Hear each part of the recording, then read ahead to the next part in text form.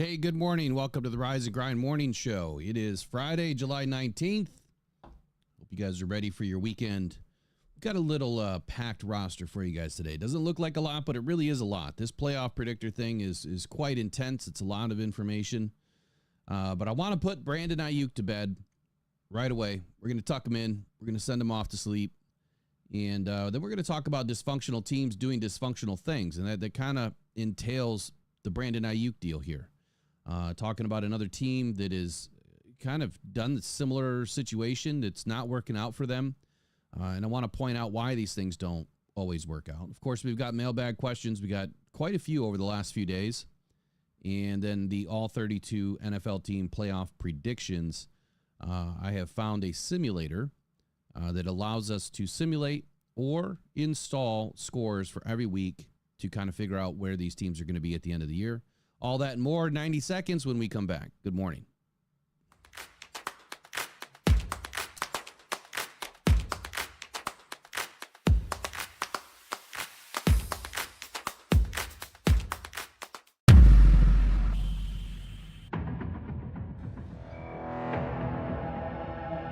Adam Schefter at ESPN says there's 275,000 people. Well, that was some party in downtown Detroit. 775,000 people, shattering the NFL draft attendance record.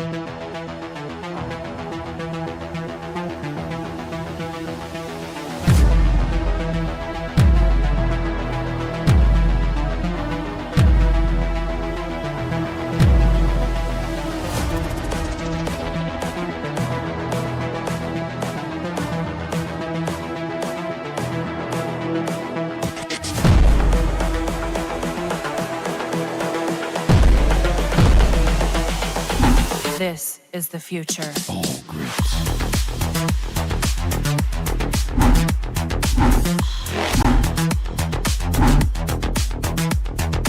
Evolution.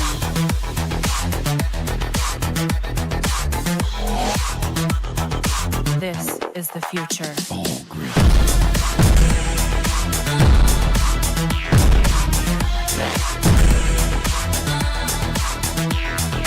Evolution.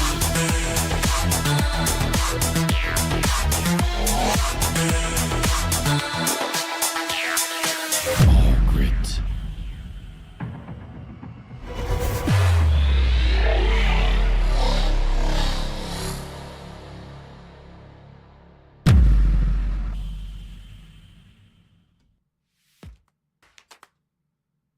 All right. Hey, we're back. Good morning, Eric. How you doing today? It's Friday. Fantastic. Yeah, you don't sound fantastic. Another late night for you on the beach. So we'll see if you fall asleep during today's show.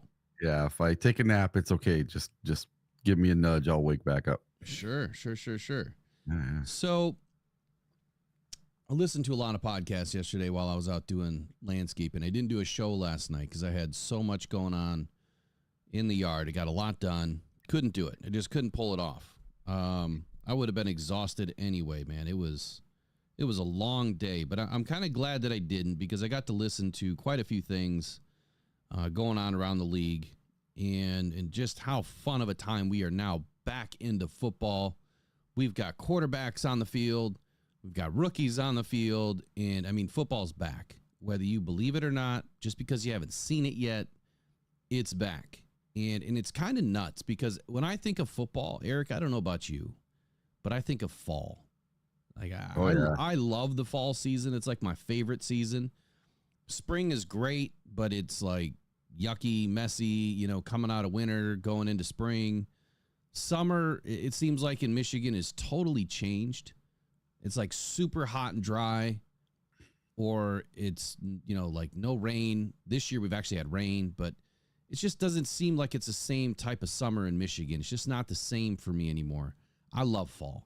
And I love, fall football, all the Saturdays at my kids' games, that's what I think of when I think about football. So I don't know about you, man, but are you excited for some fall football or what?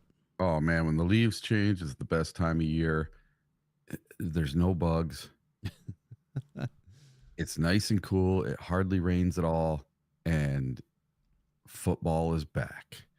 And listen, we only have one more day. One more day. That's right. any Detroit Lions in camp. So tomorrow the rookies report, and I can't wait. All right. So before we get going too far, if you guys could let us know in the chat if our volume is equal. Sometimes I'm pretty loud. I speak very loud anyway. So I want to make sure that we get this knit today, that our volume is fairly equal, that there's not a lot of trade-off between me talking and Eric talking. And I will try to slow down my speech a little bit today. I've seen a few comments where people think that I talk way too fast. Sometimes I do. Sometimes I am speeding up my videos because I don't want them to be so long. So that can happen. And Roger Chappis hit the nail on the head this morning, man. He says, if you guys smash the like button, you will not get ads. You will have 0 ads playing today. As long as you hit the like button, you will not get ads. If you don't hit the like button, you will get ads. I've worked it out that way. I'm not going to tell you how, but just smash the like button anyway. I mean, let's be honest here. So, all right, volume and audio is good here. Will is too low. Eric is good. Transition buffer music is hot. Hot meaning too high, like too loud. I can fix that for next week. Can't do anything about it today. So let's put Brandon Aiyuk to bed. I think that's where I want to start today. I don't know about you, Eric, but putting Brandon Aiyuk to bed just sounds like a way to kick off a Friday. I'm not trying to, disappoint Lions fans this morning, but let me just go ahead and do that. I'll be enemy number one, to start off your weekend, I guess.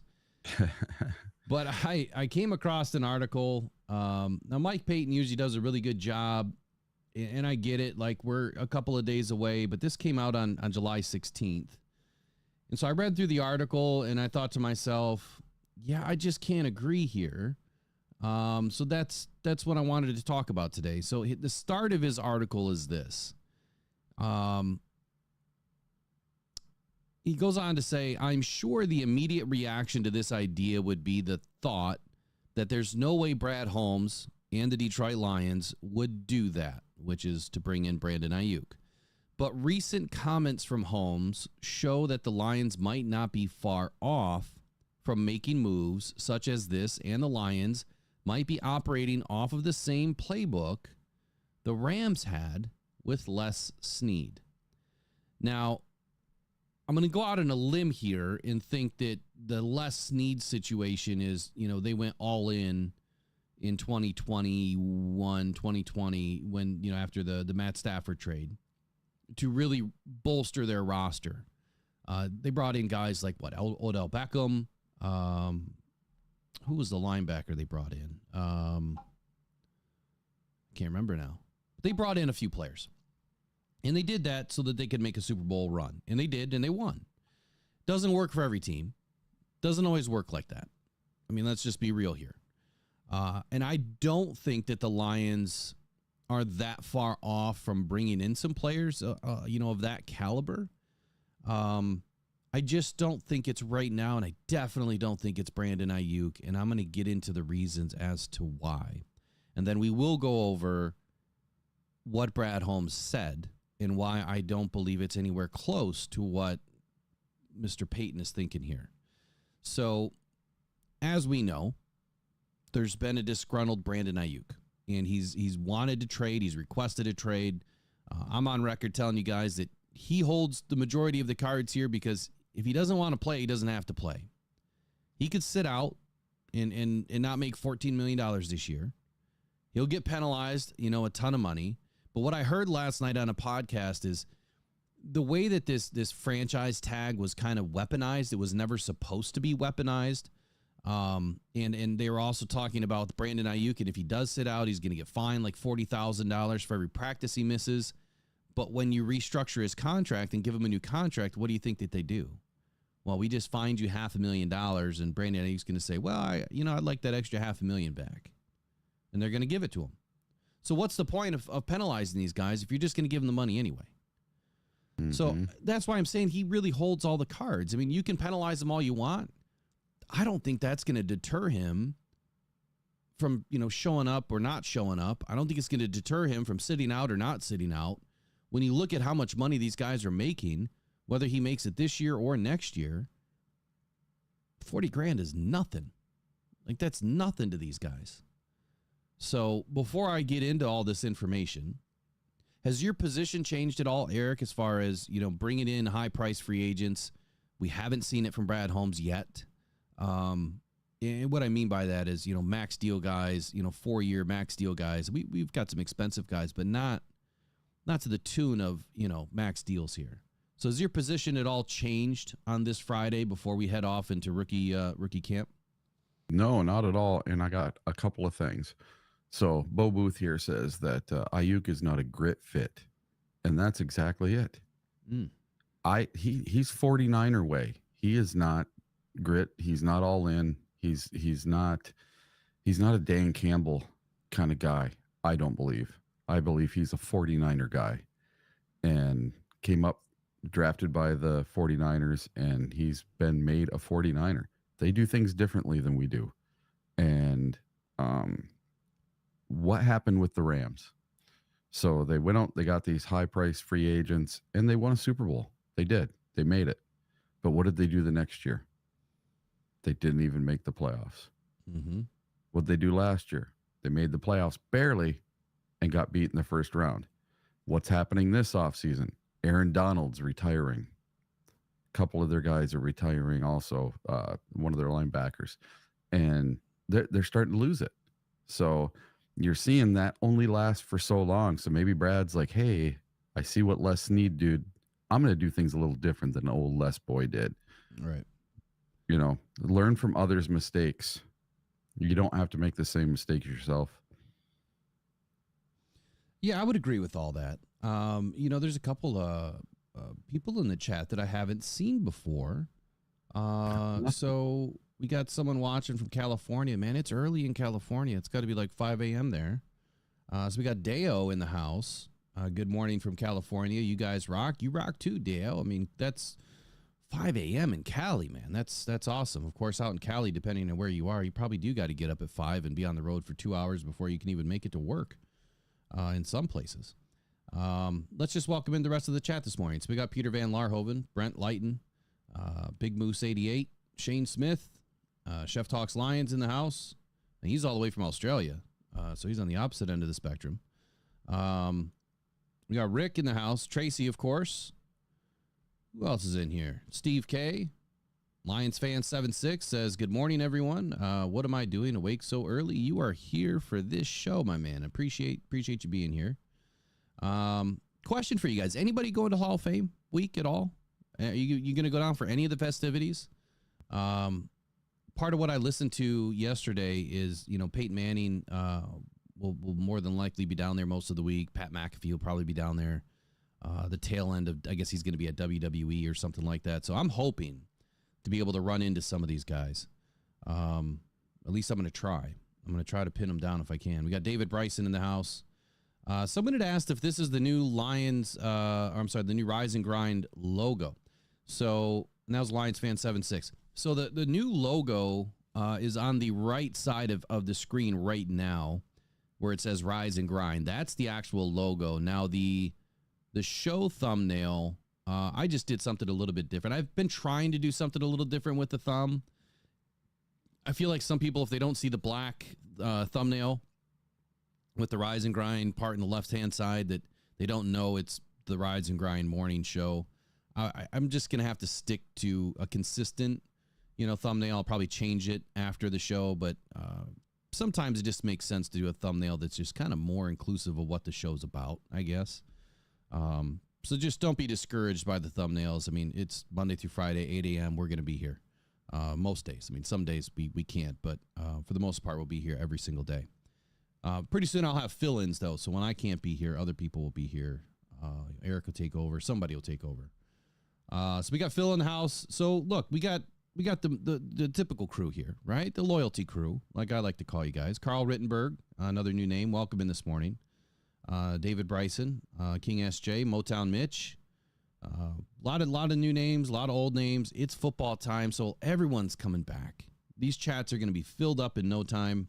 We'll be back to having 500 people in these streams, and that's where it gets interesting. We definitely can't pay attention to the chat when that happens, but We'll do our best. So hey, let's finish off Brandon Aiyuk here. I kind of went off into the weeds a little bit, but I wanted to paint you guys a picture because I know that not every Lions fan will go off into the weeds. We'll do the research. You guys utilize these types of shows and other content creators, or your big 3 and 4 letter agencies to give you the information that you need, and that's what I try to do here. We try to stick to the facts and the stats, the analytics, and we try to pull it all together to kind of paint a picture. And then it's up to you to make your own decision on what you believe and your own opinion on, how do you feel about the situation. I would say that not many Lions fans wouldn't want to have Aiyuk. I mean, who wouldn't want to have another badass wide receiver on your team next to Amon-Ra St. Brown, especially if Amon-Ra St. Brown were to have some sort of an injury that would keep him out this season for any length of time. You would have another guy that can go out and produce the type of yardage that he does. We haven't seen enough from Jameson Williams to, in my opinion, again, to really rest your hat on, is he going to be able to do it? Is he going to be able to take over as the number one if Amon-Ra St. Brown goes down? And I think that's the way I look at it. I don't know how you look at it, Eric, but if you're number 2, I don't know what that was. If you're number 2, that must have been you. It must have been your store. Which, if you've got that open in your screen. No, I was on your end, dude. Yeah, I don't have a store open right now. I have everything muted. So anyway, if your number 2 has to play in place of your number 1, then he's got to be able to produce like a number 1, in my opinion. Like, your 1 and 2 should be synonymous. Like, they should be darn near equal in ability. Now, that it's very few and far between that you can have that opportunity in the NFL, but you have plenty of teams that do.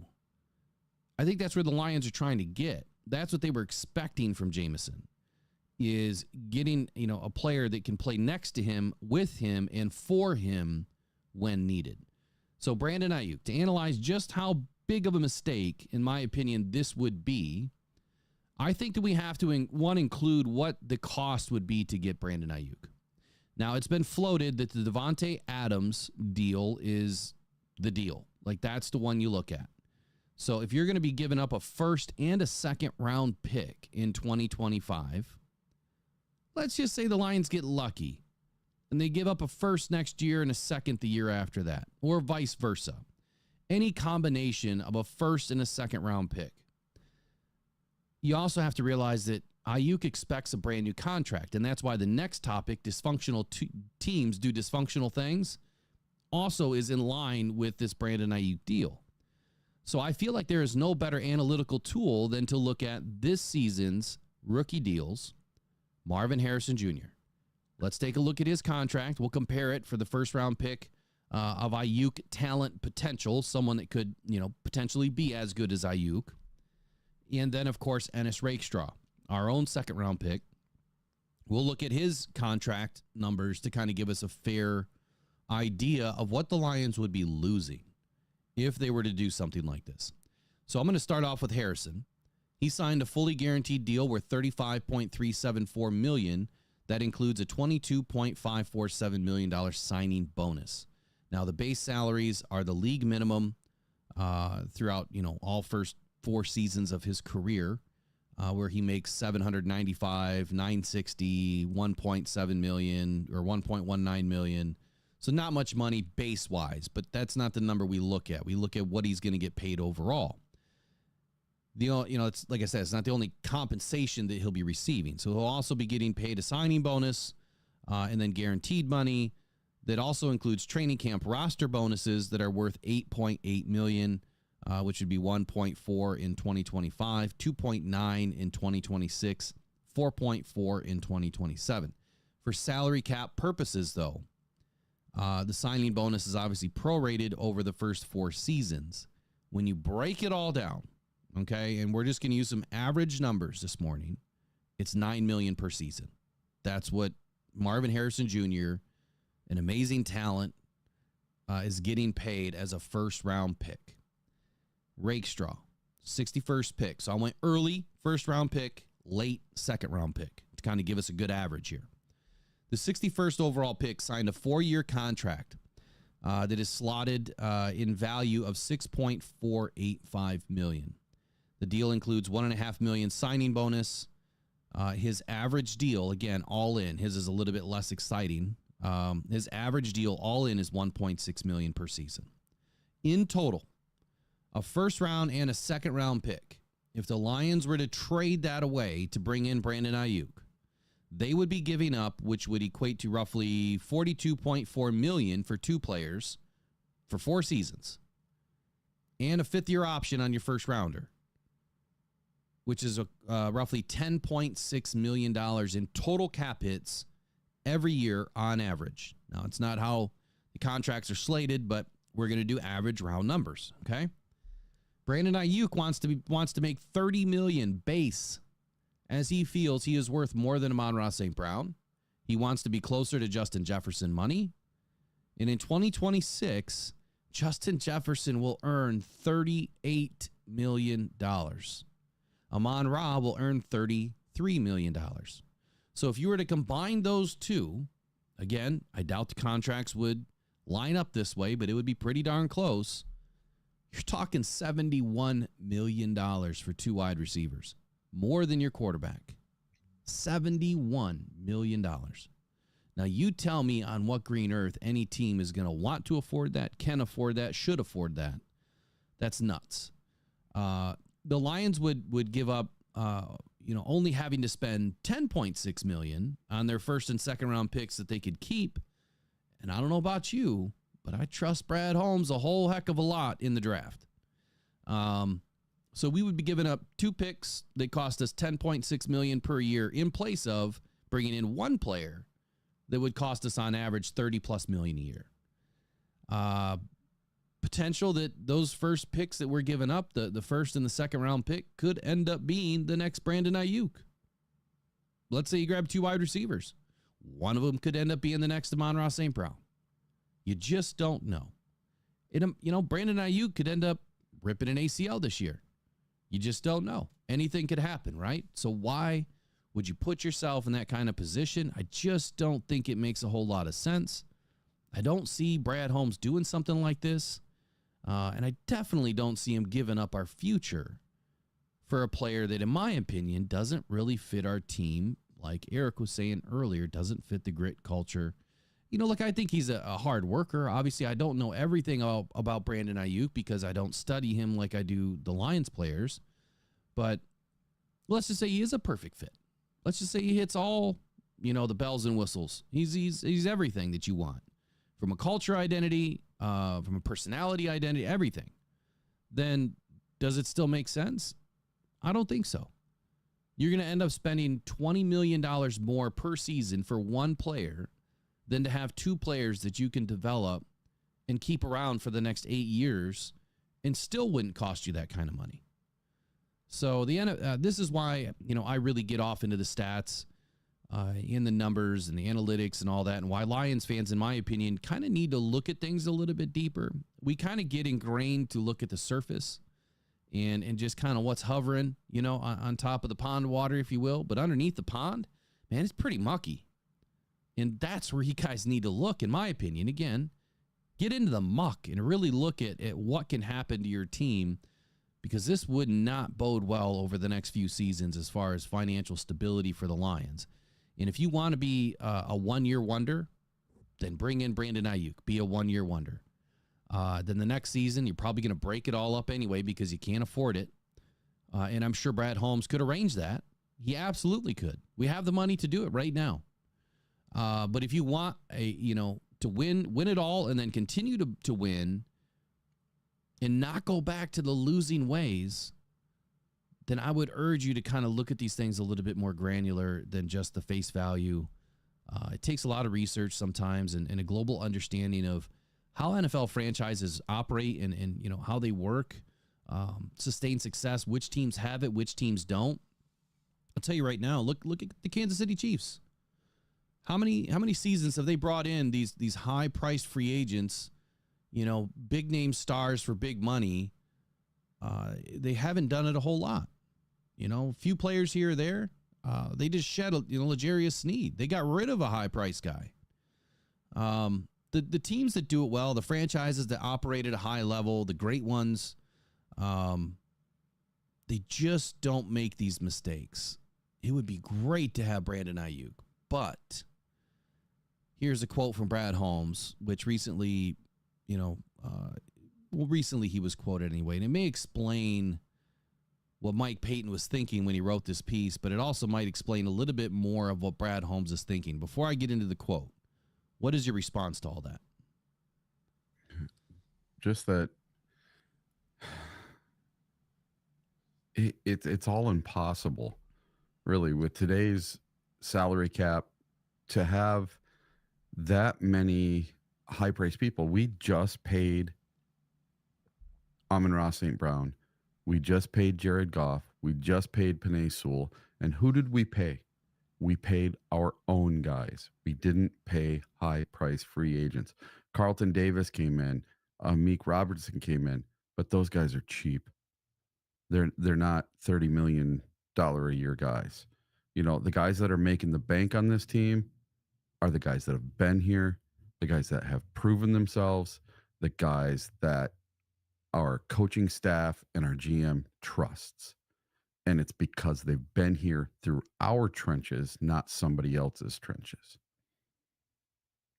Yeah, that makes perfect sense, man. It's just like cultivating a plant, which I've been terrible with my green thumb lately, killing stuff left and right. When you start with a little seedling, man, you got to feed the thing. You've got to give it the juice to be able to survive. You've got to water it every single day to grow into this beautiful flower, tree, plant, shrub, whatever it is that you're growing, right? The same thing applies to this Lions team. You bring in these players from the draft, and then you've got to cultivate this thing so that it can turn into what you want, what you expect it to be later on.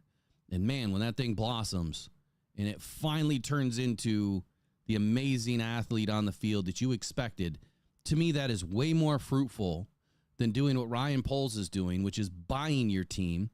And I heard that yesterday as well on one of the shows that I was listening to. They didn't call out Ryan Poles, individually, but the statement was the teams that are going to do well are building. The teams that aren't are buying. So what do you think that means? The Bears are buying their team, and I'm not attacking you, Broski Bear, if you're in here today, but Ryan Poles just kind of gets the brunt of it because you guys are buying. A team is not really cultivating. We'll see. We'll see what happens. They need more draft picks. But here's a quote, and I think that this could maybe go both ways. You might think that Brad is on the brink of buying versus building because of how this roster is starting to fill out. So here's the quote. That's a really good question because me and our assistant general manager, Ray Agnew, we were both with Les. That's Les Snead. And he was actually a more integral point person in the free agent process because of his role as a director of pro scouting at the time. But we talked about how when Les first got there in 2012, obviously he drafted for a lot of years. And you're attacking every single position in free agency. You're trying to build the roster. When Ray and I got here in 2021, we had to take the same approach. But as you kind of build the roster and get more strong in certain areas, your process alters a little bit because you can be a little bit more, we've always been strategic and selective, but you can be more selective than you have in the past. So we're not quite there yet. Where Les and the Rams are, but where he really started to be very, very, very selective there. But me and Ray were just talking about that, and we were getting there. We are getting closer. I'm going to try to break this down a little bit. So when Les Snead was the GM, or was he the GM at the Rams? No, I'm sorry, director of pro scouting. This is back in like 2012. He drafted for a lot of years and then was attacking every single position in free agency. So when I look at Brad Holmes and what we've done, we filled our holes in free agency.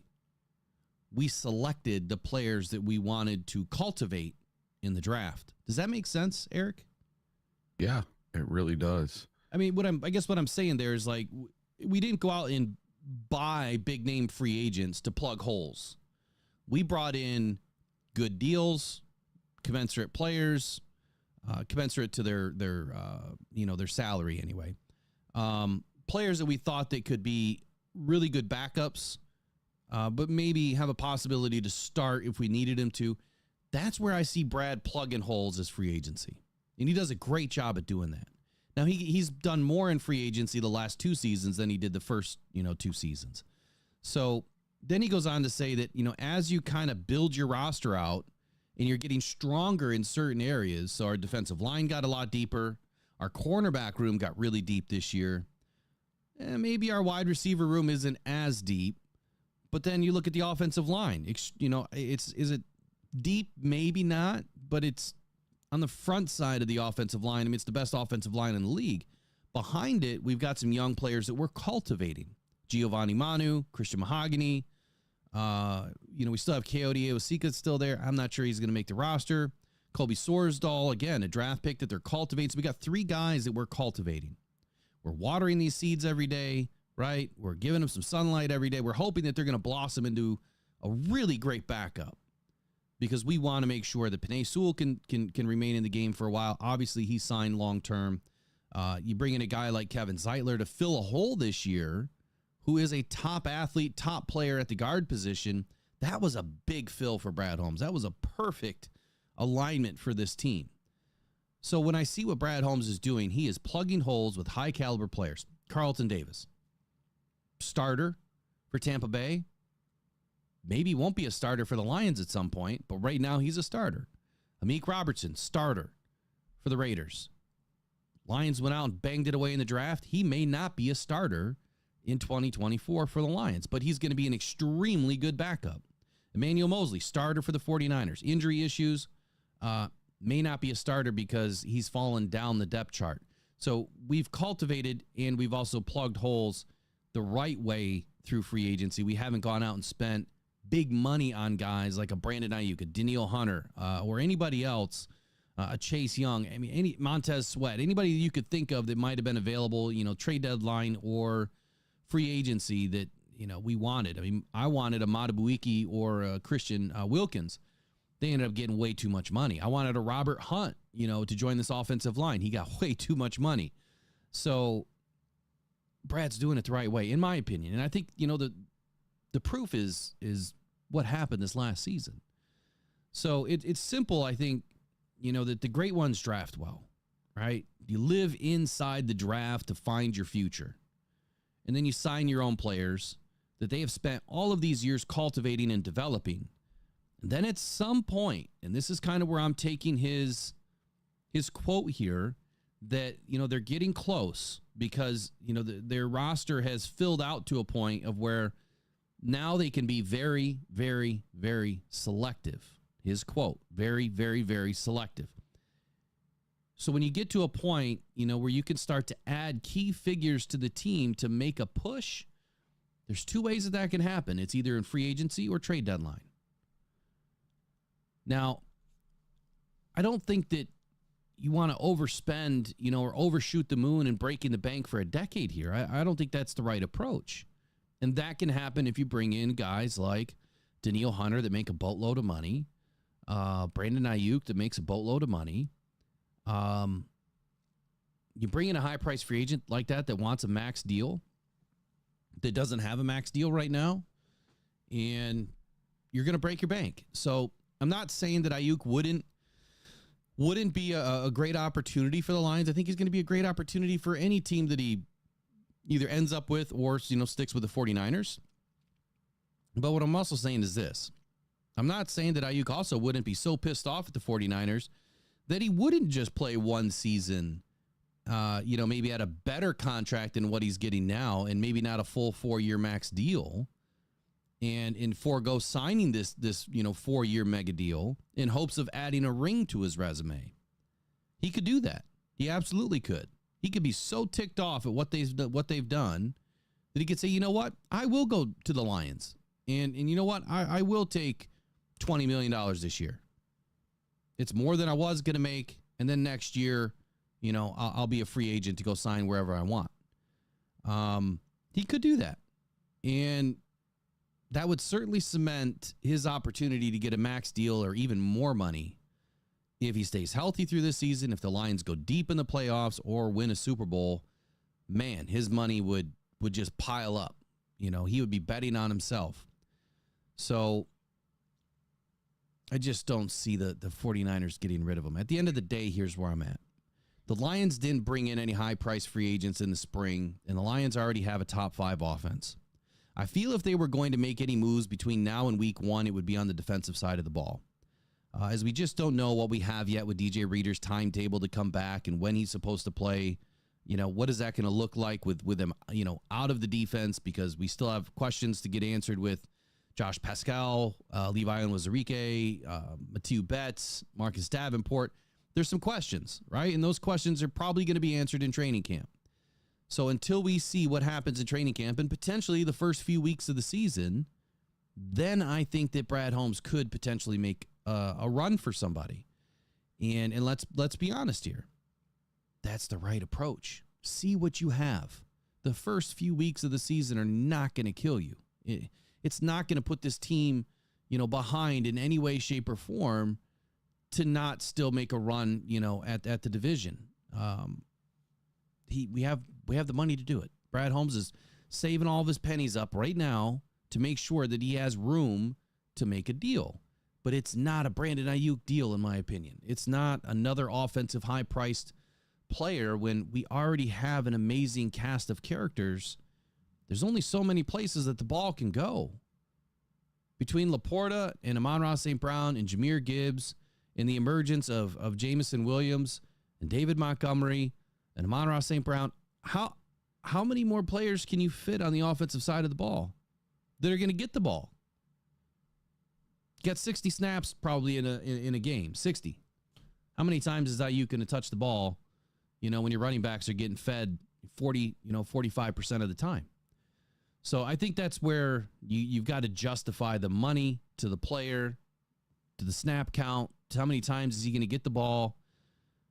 I mean, it would be a war between Aiyuk, Amon-Ra St. Brown, and Laporta to be able to get the ball. I mean, that'd be like the only 3 guys that you'd be throwing the ball to anyway at that point. So what do you want to say on Brandon Aiyuk? I just put him to bed. Look, it just does not make sense by any sense of the word. You're going to give up 2 future prospects that are going to cost you 25% of what Brandon Aiyuk's deal would cost.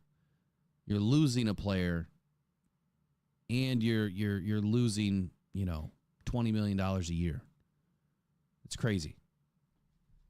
Yeah. So I don't know if you've been watching the offseason Hard Knocks with the New York Giants. I missed it. I missed the recent one. Okay. So I've watched all the episodes, and it makes me appreciate Brad Holmes so much. Because watching this GM for the Giants fumble away the best running back they've ever had in New York and just let him walk for nothing. They had all the tools at their at their disposal. They could have franchise tagged him. They could have just kept him. They could have done anything they wanted. They didn't have to let him go in free agency, and they didn't have to let him go to Philly for absolutely nothing. And the president of the Giants was in a meeting with the GM, and he's like, just don't let him go to Philly. Just don't let him go to Philly. And he went to Philly, and he's like, dude, I don't know if I'm going to sleep this season. And just watching them, the way they did things and how they fumbled it and didn't know what they had really at their fingertips, and the way they just wanted to spend money and go after, Brian Burns from the Panthers, and they ended up getting him in a trade, and all the money they spent, they could have kept Saquon Barkley and got some other defensive end that wasn't as expensive as Brian Burns. And just seeing the way they went about it makes me so happy that we have someone in Brad Holmes that when he talks, you can tell he's got his head on his shoulders and that he's not questioning what he's doing. Where this other guy, he's back and forth and back and forth. Oh, should I do this? Should I do this? Should I do this? You know, I don't believe Brad Holmes sits and, you know, mumbles to himself, oh, should I do this? Oh, should I do that? I believe Brad Holmes has a plan. He has a vision and he goes for it. There's not this back and forth waffling on what he should do. He's like, you know, because if you watch this Hard Knocks, the guy is literally like having discussions with himself about what he should do and whether he should let him go. And eventually they just say, okay, we're going to let you go in free agency, but go out and test the waters and then come back to us with the same deal and give us the opportunity to match that deal. So what does he do? He goes out and gets a deal that's so big that the Giants, they couldn't afford it. And they could have franchise tagged him. They could have kept him, you know, but they were too worried about his feelings. You know, these guys you can't worry about the players' feelings when it comes to contract negotiations. It's a business and you have to treat it as a business. And you do have to have kid gloves with some of these guys, but listen, they fumbled him away and just basically gave the best running back in their division to their hated rival in the Philadelphia Eagles.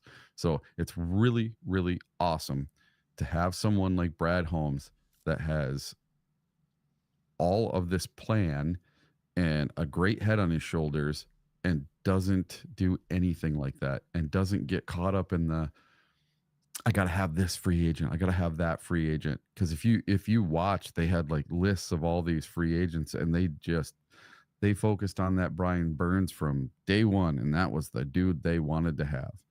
And I think they overpaid for him. I think they gave too much draft capital for him. And I know he's good, but they're leveraging everything. And they didn't address quarterback in the draft. You're talking about the Panthers? No, the Giants. And there's a whole bunch of stuff they could have done differently. And Brian Burns went to the Giants? Is that what you said? I thought he went to the okay. I'm pretty sure. It was the kid from the Panthers. Yeah. Yep. Yeah. Yeah. So yeah, I think you're spot on with a few things here. I'm sure that Brad Holmes has conversations with himself to a degree, but I get what you're saying that I just don't say it's like that. Yeah, and the reason why he probably doesn't waffle a whole lot is because of what you said. It's a business. You have to look at it from a business first. You can't have attachment. And shout out Lions fan 76 for purchasing some coffee on Buy Me a Coffee this morning. Appreciate your support. Appreciate your kind words. Thank you. That's awesome. You guys are the best sponsors and supporters of this channel. Always have been. Always will be. That's why we're all about the fans, man. That's just what we do here. Appreciate your support, man. When you look at a business, right? When a business is having a rough patch, the temptation, smash the glass in case of emergency, right? You start to get pressure from your shareholders, in this case, Lions fans, the community. We're the shareholders to a degree, right?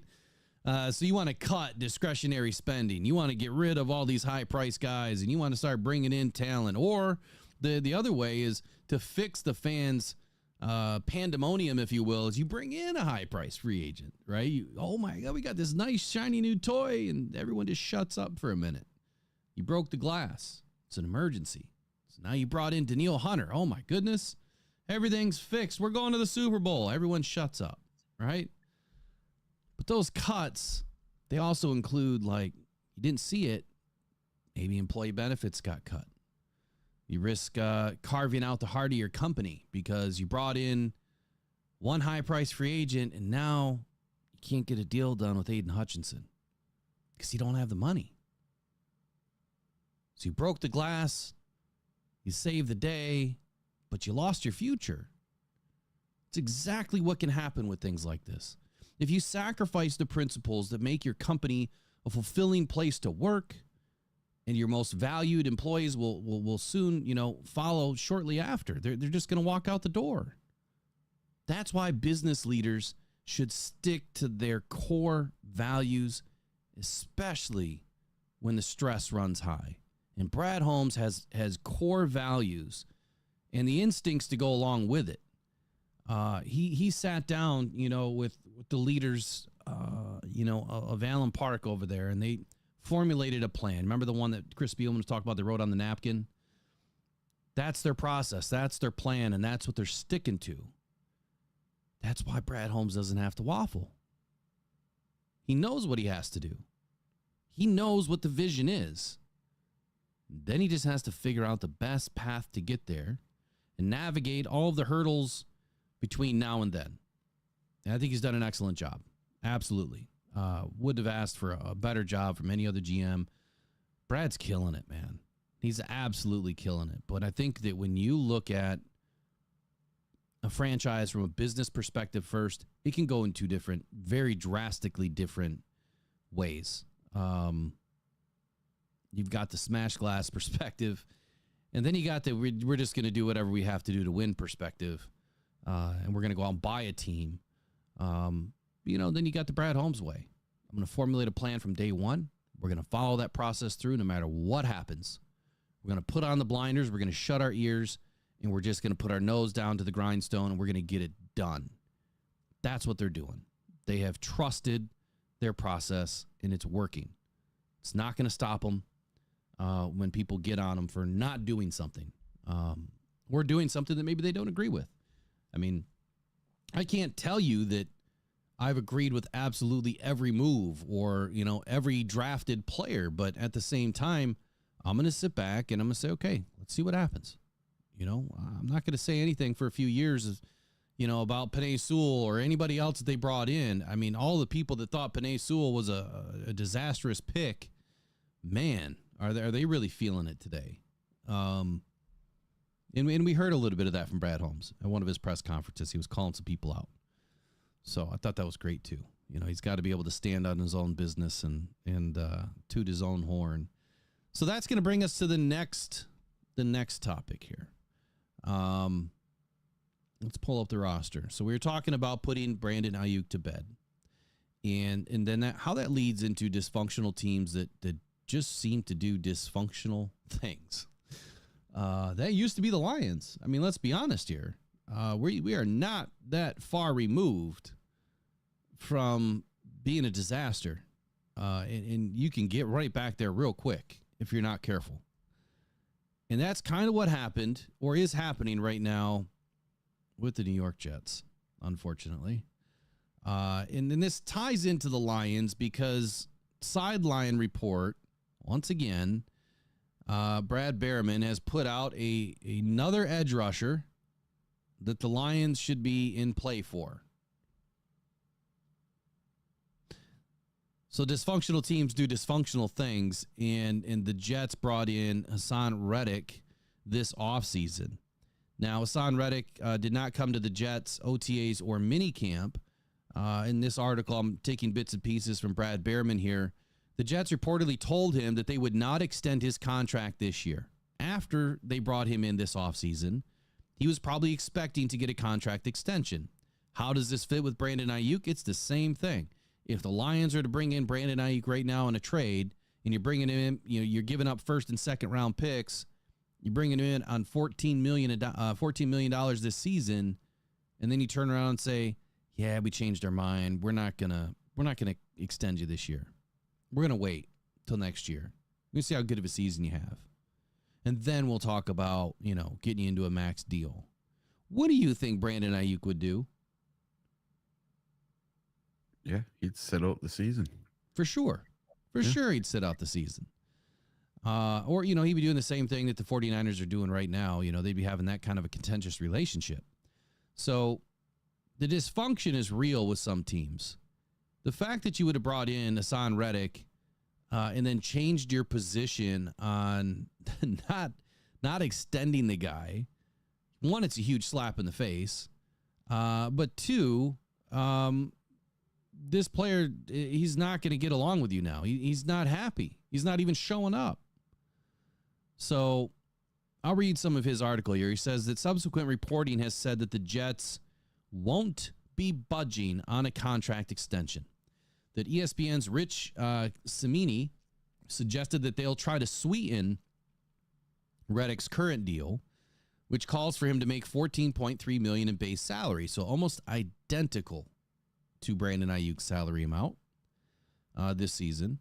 But Cimini succinctly summed up the situation, and he's quoted as saying, basically, the Jets traded for a contract dispute, a bizarre twist to what seemed like a sound trade. And what he's saying there is, you just traded yourself into a contract dispute when there was already a contract dispute happening in Philly. You've now taken that dispute and thrown it into your own team dysfunction. So a common refrain here is dysfunctional organizations do dysfunctional things. The Jets have been a poster boy for that over the last few years. They'd be on the list of teams who'd acquire a player who openly wanted a new contract. Aaron Rodgers. And then not even really entertain talks to give him one. So it's like bait and switch. Hey, no, come on over to the Jets, man. We got a new deal for you. And then you get him under, lock and key, and it's like, yeah, maybe not.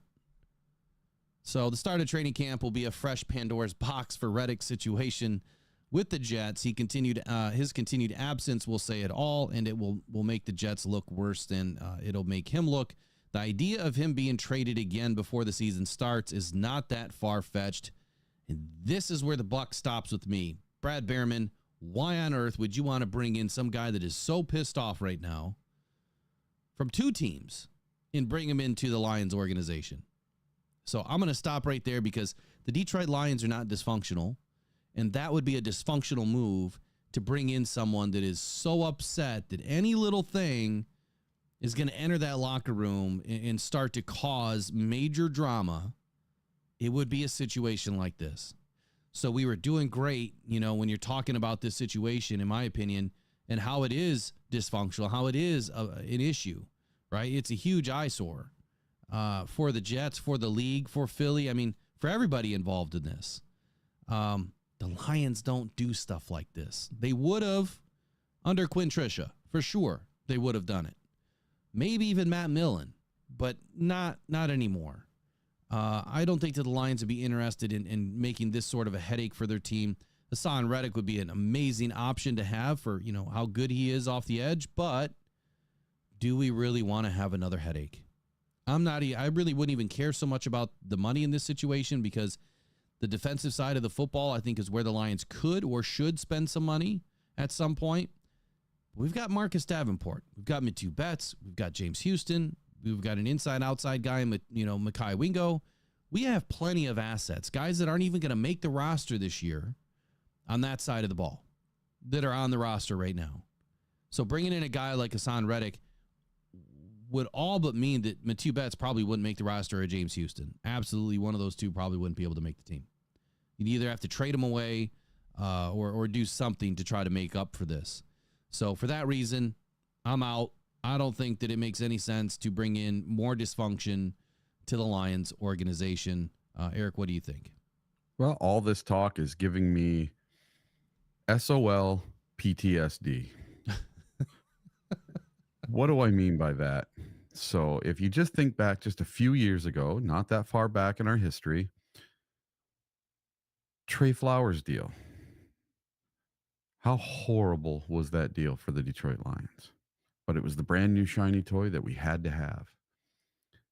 And then you have a coach that was just as dysfunctional as the GM and chased one of our best players out of town in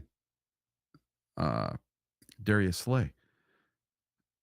And just that dysfunction was so apparent and so over the top bad between the coach and the GM. Listen, after Patricia's first game, the players didn't even want to play for him. He lost the locker room after the very first game he coached. And we don't have any of that anymore. We have competent coaching, competent GM, competent everyone in the front office and owner. So this is completely different. There's no more dysfunction. That stuff is over. So everyone thinking that we need every shiny brand new toy, just stop. We're gonna get who we get, and we're gonna get sound contracts that fit the Lions. So whatever Brad's doing, it's working, and it's working very well. Absolutely. Let's take a quick 90-second. I want to grab some coffee. Eric, can you handle sponsors this morning? Sure. Yeah. All right, here we go. Be back in 60 to 90. All right. Hey, everybody. So today's sponsors are Sports Spider and UperLights.com. So Sports Spider is your one-stop place to go to look for everything sports. You can set it up for free. Go to Sports Spider, Spider with a Y, and click on the sports you like, the teams you like, and you're going to get a news feed, kind of like Facebook or Twitter, and it's going to be all the stuff that you want to see and none of the fluff, none of the crap that doesn't matter. And it's awesome. It builds you a super awesome page where you get to see all the Detroit Lions news you want to see. Or maybe you like the Denver Broncos. It'll show all the Denver Broncos stuff you want to see. Any team you want to see, it will set it up just for you. And it's totally awesome at sportspider.com, spider with a Y. Also today, our other sponsor is UperLights.com. UperLights.com is a one-stop shop for everything rocks. Listen, if you're into agates, Petoskey stones, fossils, glowing rocks, doesn't matter what it is, rocks, gems, and minerals, we have everything for you, from rock sticks to UV flashlights, long wave and short wave. All the rocks you could ever think of that glow under UV lights, everything is available at UperLights.com. All right. Oops. Wrong one. Sorry. Thanks for doing that, Eric. Yeah. All right, so let's get back to some more roster lineup for the day. So the next up, we'll do mailbag, and then I want to get into playoff predictions. So the playoff predictor machine, man, it's a lot of info. So I think that we can either do one of two things. We could either simulate all of it and let it do its thing. The other thing that we could do is go week by week and just start plugging in scores, but it's going to take a while to kind of get through it. So I might just simulate and kind of see where it ends up. But I wanted to pass this information to everybody that if you go to profootballnetwork.com/NFL-playoff-predictor, they have this fun little tool that you can play with. That would be the wrong one. Hold on. Well, shoot. I'm going to have to get rid of all that stuff on the screen somehow. And I'll just add a new one. Hold on a sec. Let me just add a new scene here. But we're going to do... that's not going to work either. That's not going to work either. I'll fix it here in just a second. Let me get to mailbag questions, then I'll come back to this. So, mailbag questions. Here is the first question. How do you think the Lions running back rotation will look like with David Montgomery and Jahmyr Gibbs? And by the way, if you guys want to get all of your mailbag questions in, I'm going to change the name from mailbag. I think everybody uses mailbag. I've just got to find a fun little name to go with. So if you guys have recommendations on a quote unquote mailbag name, send it in. And you can send that in to mailbag@rockedon.com, where you guys can send in all of your mailbag questions, comments, show ideas, guest appearances. I mean, anything that if you guys want to come on the show, just let us know. Send it to mailbag@rockedon.com. So how do I think that the running back rotation will look with David Montgomery and Jahmyr Gibbs? Eric, I'll let you start. I'm going to say last year was almost 50-50. Especially at the end of the year, and Gibbs took over just a little bit more. So I think you're going to see kind of what we did in the playoffs, about a 55-45 for Jahmyr Gibbs. There's no way you can keep this kid off the field.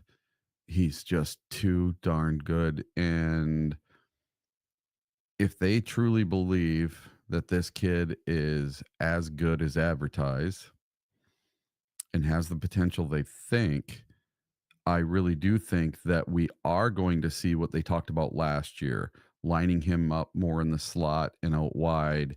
And how about this? Let's see that two back play that we didn't get to see last year. You never saw Jahmyr Gibbs and David Montgomery out there at the same time. And if you did, it was very, very seldom. I'd love to see some plays with both of them out there. Yeah, I mean, I think that I don't really know what they're trying to get with this question, or what they're really trying to ask, but maybe it's, I mean, clearly they want to know what the rotation is going to look like. I see in the chat we're seeing some 60-40. I don't know who the 60 is for. Is that Jahmyr Gibbs and then 40 for Montgomery? Because I think that's where I would be. Yeah. I think that I would rather see 60-40, Gibbs being on the field a little bit more. Because to your point, I mean, I would love to see the two back, system working where we've got both guys in.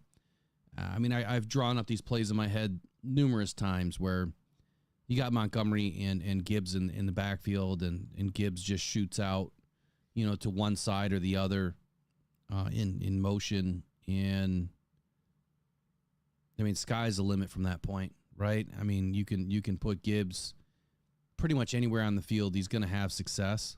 Or you can send him back in across the line, and they do some crazy stuff, some jet sweep type things, misdirection, whatever. There's a lot of things that they could do with both of these guys in the game. But when you have just one back in the backfield, I think that Jahmyr Gibbs should have the higher snap count this year. I think he's too electric. He's too fast, too dynamic of a runner. I think that he earned it last year. But I'm not discrediting or discounting Montgomery either. Like, I was hesitant on Montgomery, partially because of his fumble issues that he had in Chicago. And I know that he only had like 4 or 6 or whatever it was through 4 seasons. But I saw an issue with the way he carried the ball at times. And that snuck up and bit us a few times last year.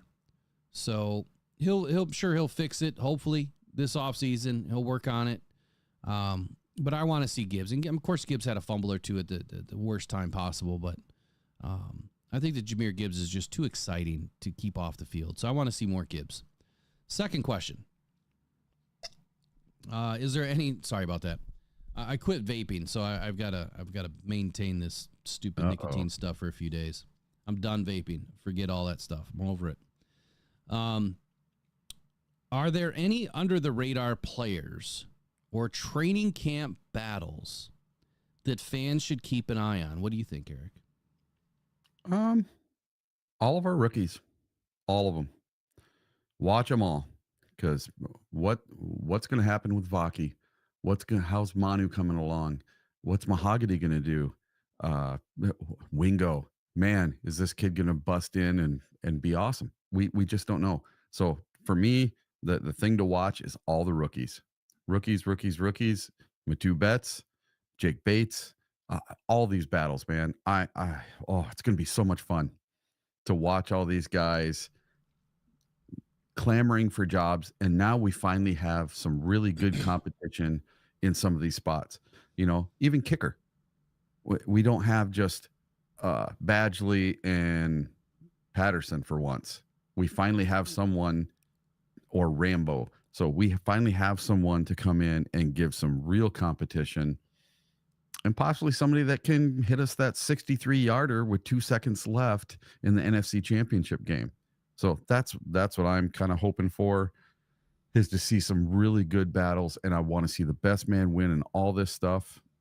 But keep your eye on those rookies and the kicking battle. It's going to be absolutely epic. Going to be a bloodbath. Yeah, I think so too. There's a lot to watch. I mean, I think that almost every position has got something going on. So right defensive end is going to be interesting to watch. And then the cornerbacks. I think that those are the two premier positions on defense. And then I hate to say second wide receiver, but I honestly feel like the number 2, the number 3, and the number 4 spot in the wide receiver room is going to be interesting. I really do. I think that there's going to be a lot going on there. If Antoine Green can really shake things up, or if DPJ can get back to his 2022 type of season, or 22, I think it was, with the Browns, that would put him above Jameson Williams. You know what I mean? Yep. And I think that that's what I'm looking for. I'm looking for DPJ to really push JMO.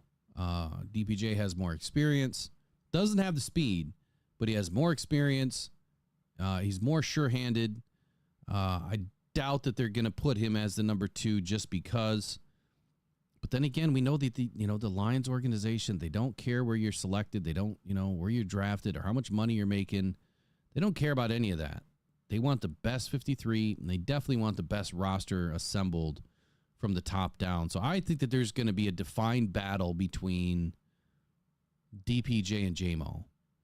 I've heard, other people talk about Khalif Raymond being cemented as the number 3. Yeah, I'm not so sure that Khalif is cemented. Now, I love what Khalif has done for the Lions. The guy has put in a ton of work. He's always been pretty darn consistent. Had some injury issues, some things last season that kind of hindered him a little bit. But he's always just been an absolute dog and trustworthy. He's definitely has Jared Goff's ear. You know what I mean? Like they work well together. But I don't see him being the number 3 just off the get. So that's why I think, 2, 3, 4, they're going to be battling it out quite a bit. I think that this training camp is going to be fun. So, and I'm not saying JMO's not going to end up the number 2. I just feel like DPJ is going to push him. I think DPJ is going to push everybody. Yep. And Antoine Green, look, there's no doubt in my mind that Antoine Green is going to take a huge step forward. Were you saying something else? No, I'm just agreeing with you. What if Antoine Green steps up and he's better than JMO?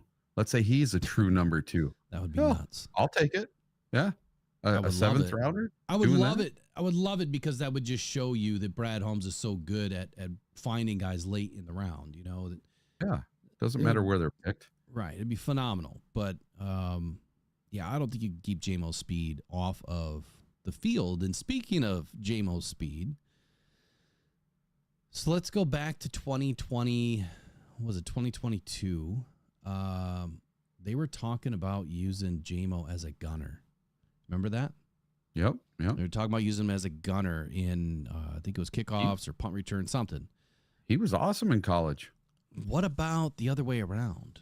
Like, do we see JMO getting kickoffs? And, I would hate to put him in punt return, but this year I do. Vicious. But kickoffs with this new rules in the his new speed, rule, I see it. Yeah.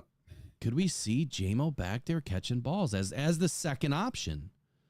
So if you've got JMO back there and Gibbs, oh my God, I couldn't even imagine. I don't want either one of them injured, and that's what I hate about kickoffs and punts. Is as much as I've said that the injury really isn't a big deal, it's like less than 1% of players get injured. It still can happen. Who was it? Was it last year? Was it Craig Reynolds that got busted up on a kick return or something? All by myself. What's that? What'd you say? I don't know if I'm still on. What went on? No, you're still here that I know of. Hopefully we'll get her back here. You can't hear me, Eric? Oh, there you are. Yeah, you didn't go anywhere. Oh, okay. Everything froze. I couldn't hear you, couldn't see you. Went to just a screen with just me. Must just be you. Yeah. All right. So what was I talking about here? I was talking about Craig Reynolds. Wasn't it Craig Reynolds that got busted up last year in a kick return or punt return? I can't remember which it was, but he got busted up kind of. I think he was lunging forward. He got hit or something like that. But, injuries happen. But I guess the question is, what do you think about the opportunity? Do you guys in the chat want to see Jahmyr Gibbs? Do you want to see Jameson Williams? Who do you want to see? Khalif Raymond? I mean, who do you want to see back there? I mean, Khalif, has been, primary punt kick returner. He's got good speed, great speed, actually. Do you want to see a change there? Do you want to take a risk by having Gibbs or JMO back there? Or is that your secret weapon that when games are close, that you're going to deploy, the Gibbs and the JMO duo back there to try to break out, to try to get a return? It's hard to kick it away from those guys. I mean, the alternative is what? You're going to let them get the ball at, what is it, the 40 or something crazy? Yeah. So, I don't know. What do you think? Here's mine, JMO and Vaki. Because you have two returners. Vaki's interesting too. So you have two returners now, and all I'm hearing is Vaki about special teams. I was listening to a podcast yesterday where they were talking about Vaki possibly being just a special teams ace, even more than he is a running back or a safety. Oh, he definitely is. And they were saying he could be, like kind of like Jalen Reeves-Maben, where he's an absolute stud special teamer and just a fill-in for the rest of, on offense or defense. So I'm really thinking that Vaki and JMO back there, especially since these guys are only going to be 10 yards away from you, and you need somebody that can just get up to speed super fast because they're only going to have 10 yards. I don't know how much of news that really is about Vaki. I think that was our plan. When we listened to Brad Holmes early in the offseason, the plan was he was going to come in and be a special teams guy, primarily because his offense, which went under the radar, apparently with all the other teams, I recognized it in the video that I did that I couldn't believe what I was seeing out of a safety running the ball and catching the ball. Like, he was making catches. And if you go back and watch the video, I'll post it today in a community chat. If you go back and watch the video that I put out about Vaki, in the way that he was catching the ball, I was like, man, JMO's not even making these catches. His hands were so soft in the way that he kind of caressed the ball, if you will, when he caught it. I could not believe what I was seeing out of a safety and somebody that did not play any offense at all in college. I think he played offense and he played running back, I believe, in high school. So I think that the plan is always special teams for him, be a special teams ace or become one. Whether that's offense or defense, he can play both. He could return kicks. He can also go down and smash the returner. So that's interesting to me too. I think that that's a great point there, Eric, that, Vaki should be back there, at least at some point, in camp, but possibly in preseason. We've got options. I think that's the point here. We've got options, man. We've got a lot of options. Yeah, I guess in OTAs, that's basically exclusively what they were doing with him, was being a returner on special teams. Yeah. Justin G says, I'd like to see them mess with a Gibbs and JMO package where they motion swap them between running back and wide receiver just to confuse the hell out of teams. Man, yeah, absolutely. Mm-hmm. Absolutely. What do we got going on here? It looks like Mr. Morale Tarantino just joined in. Yeah. Little late, but you know what? It's better late than never. Thank you for joining the Rise and Grind morning show this morning. So, next mailbag question is, what are your predictions for the Lions' overall record this season? And which games do you think will be the most crucial? Well, I think we're going to get into some of that here when we do the playoff predictor tool. I started off this season as a 13-4. I think that we're going to win one more game than we did last year. If we are completely healthy throughout this whole season, and that means that DJ Reader, that we don't lose any games until, at least until DJ Reader gets onto the field, like we're undefeated and the DJ Reader's on the field, and everybody's healthy for the majority of the season. I think that we can probably get 14 wins. I think that we're going to have a few key losses, but I also believe that the key games, clearly, every NFC game is key, but the 49ers and the Cowboys are must-win games. The Seahawks is a must-win game. Those three games, and the Rams, must-win game. Those are the four most important games on the schedule, in my opinion. And those are going to be the 4 teams that all of the other teams are going to have some difficulty with. 5th on my list would be the Texans, even though they should be up near the top. I just feel like the other ones are more important, and they're important for various reasons. We've always had trouble with Seattle. I want to get rid of that. I want that monkey off our back. The Rams we cannot lose to, just can't. They can't come into our house and do anything. You just can't let it happen. And obviously we need to vindicate ourselves from the Dallas Cowboys and the complete collapse there against the 49ers. So I think that we're a 13-4 team. If we stay healthy, I think that the Lions get to 14-3. Potentially could do better, but I'm satisfied with that. And earning the 1 seed, I think is super important this year. I want to see all the playoff games at home. I think if we have all the playoff games at home, these Lions go to the Super Bowl. I'm not going to pull any punches here. What do you think, Eric? Yeah, I just got done watching receiver. Dan Campbell wants to be the number 1 seed next year. That's like his number 1 goal other than the Super Bowl. He wants to be the number 1 seed. He wants it to go through Detroit. As it should. They glossed over some things. They didn't even touch the Dallas debacle in receiver whatsoever, which I couldn't Well, why believe. would they? Yeah. They didn't even show anything about that game, and they didn't show how we almost came back on the 49ers in the 4th quarter. None of that. They glossed over a whole bunch of stuff. They put the narrative the way they wanted to. But anyway, my belief is that the Lions are going to go 15-2 this year. We're going to improve by 3 games because we're going to have a better kicker. We're going to have a few better things. We're going to have some shiny new toys. And listen, Brad Holmes did something just recently, and the Detroit Lions, Sheila Hamp might have had something to do with it.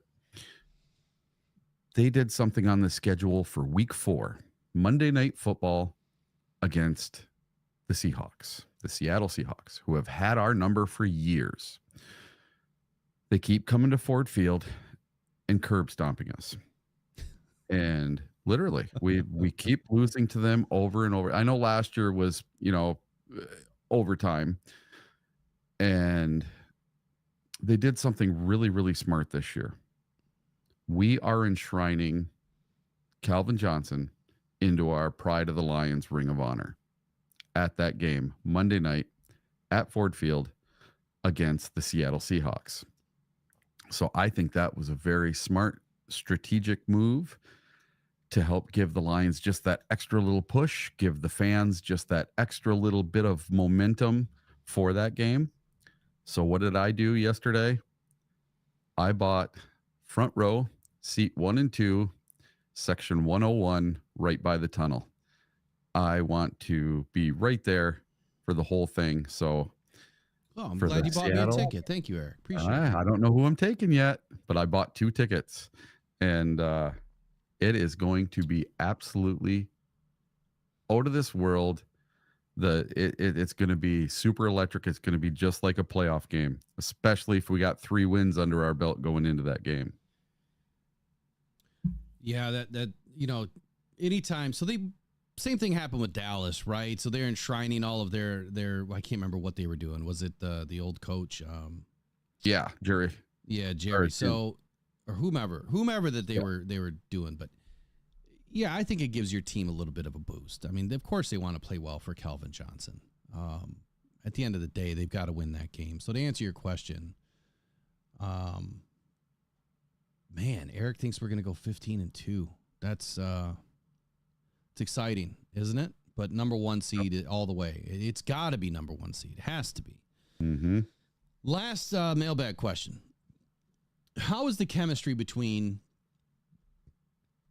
the coaching staff and the players, especially with Dan Campbell entering his 4th season as head coach? Let me try to understand this question here. So how is the chemistry between the coaching staff and the players, especially with Dan Campbell entering his 4th season as head coach? And so if I understand it correctly, like, how good is the chemistry, or where does the chemistry lie right now with the coaching staff and the players, or or are we asking like, because I guess this is my answer, because the Lions have 4 seasons of the same head coach, the same OC, the same DC, the same quarterback coach, the same offensive line coach, a handful of assistants. I mean, the chemistry is insane. We have not seen this in a very long time in Detroit. Probably going back to ever Wayne Fonts, maybe during that era. You probably had some chemistry. But even he didn't have all his coordinators for 4 years. They were switching. No, he probably didn't. No, he probably didn't. But that's as close as you're going to get, without going way back to the Wayback Machine. Yeah. This is critical to any team's success, to be able to have continuity, as they like to speak to in Allen Park. Having continuity is everything. So having the same defensive coordinator, the same defensive system, they've made a couple of tweaks, right? They went from the 1 gap to 1.5 gap system last season, and they had some incredible success within the run game, as we witnessed. And your offensive coordinator, I mean, Ben Johnson's been with the team for a while and was elevated with the second half of the 2021 season? No, second half of 2022 season. So actually it was like week 7. But anyway, it's incredible. The chemistry is insanely good. The fact that we've had the same coach now for 4 seasons is something that I didn't know if I was ever really going to witness again. But it's happening. And not only is it happening, but we have a quarterback that has a winning record entering his 4th season with the Lions. What is he, 24, 23-1? I think is what Jared Goff's record is, 24, 23-1 with the Lions. Yeah. And Dan Campbell is just behind him by a few games. Yep. So we're going to have a winning coach in his 4th season who's going to be plus 500. He's going to be better than 500 by the end of this season. And that's crazy good. So all things in fairness, I would say that continuity and having the same coordinators. I mean, Mark Brunell is fantastic. Hank Fraley, fantastic. All these guys really doing an excellent job. And I think that the proof is there when, you look at how these players respect the coaches that are around them. A lot of them are former players. And I think that that's why it is a lot easier for these guys to get along and have that respect and build that relationship, because these guys have been there, right? They've done it. Some of them at a very high level. And I think that speaks volumes. So what do you think, Eric? How many times at this time of the season did you think about the coach of the Detroit Lions and go, I wonder if we're going to make it to Thanksgiving? Yeah.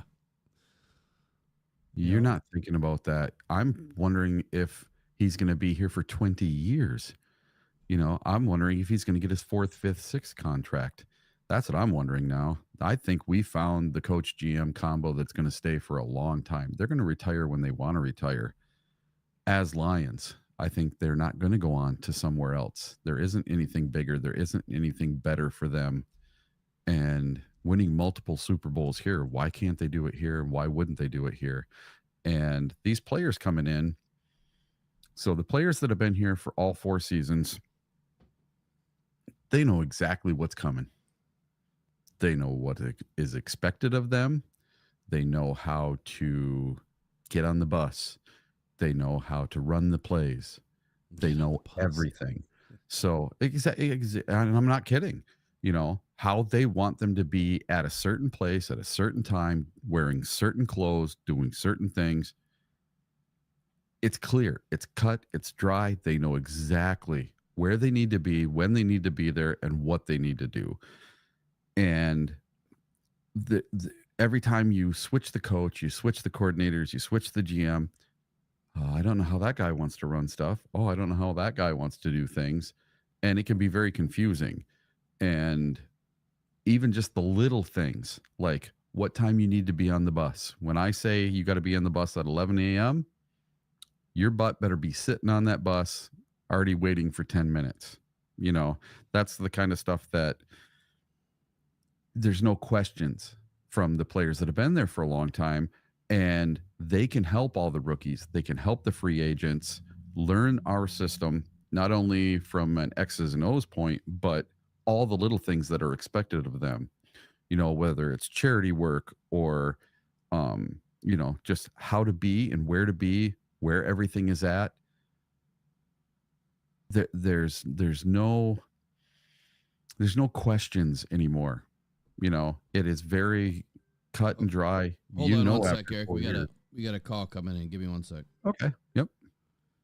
Hey, this is Will with Rockdown Detroit Lions. Who do we got on the phone? This is Shane again. What's up, Will? I'm sorry, who is this?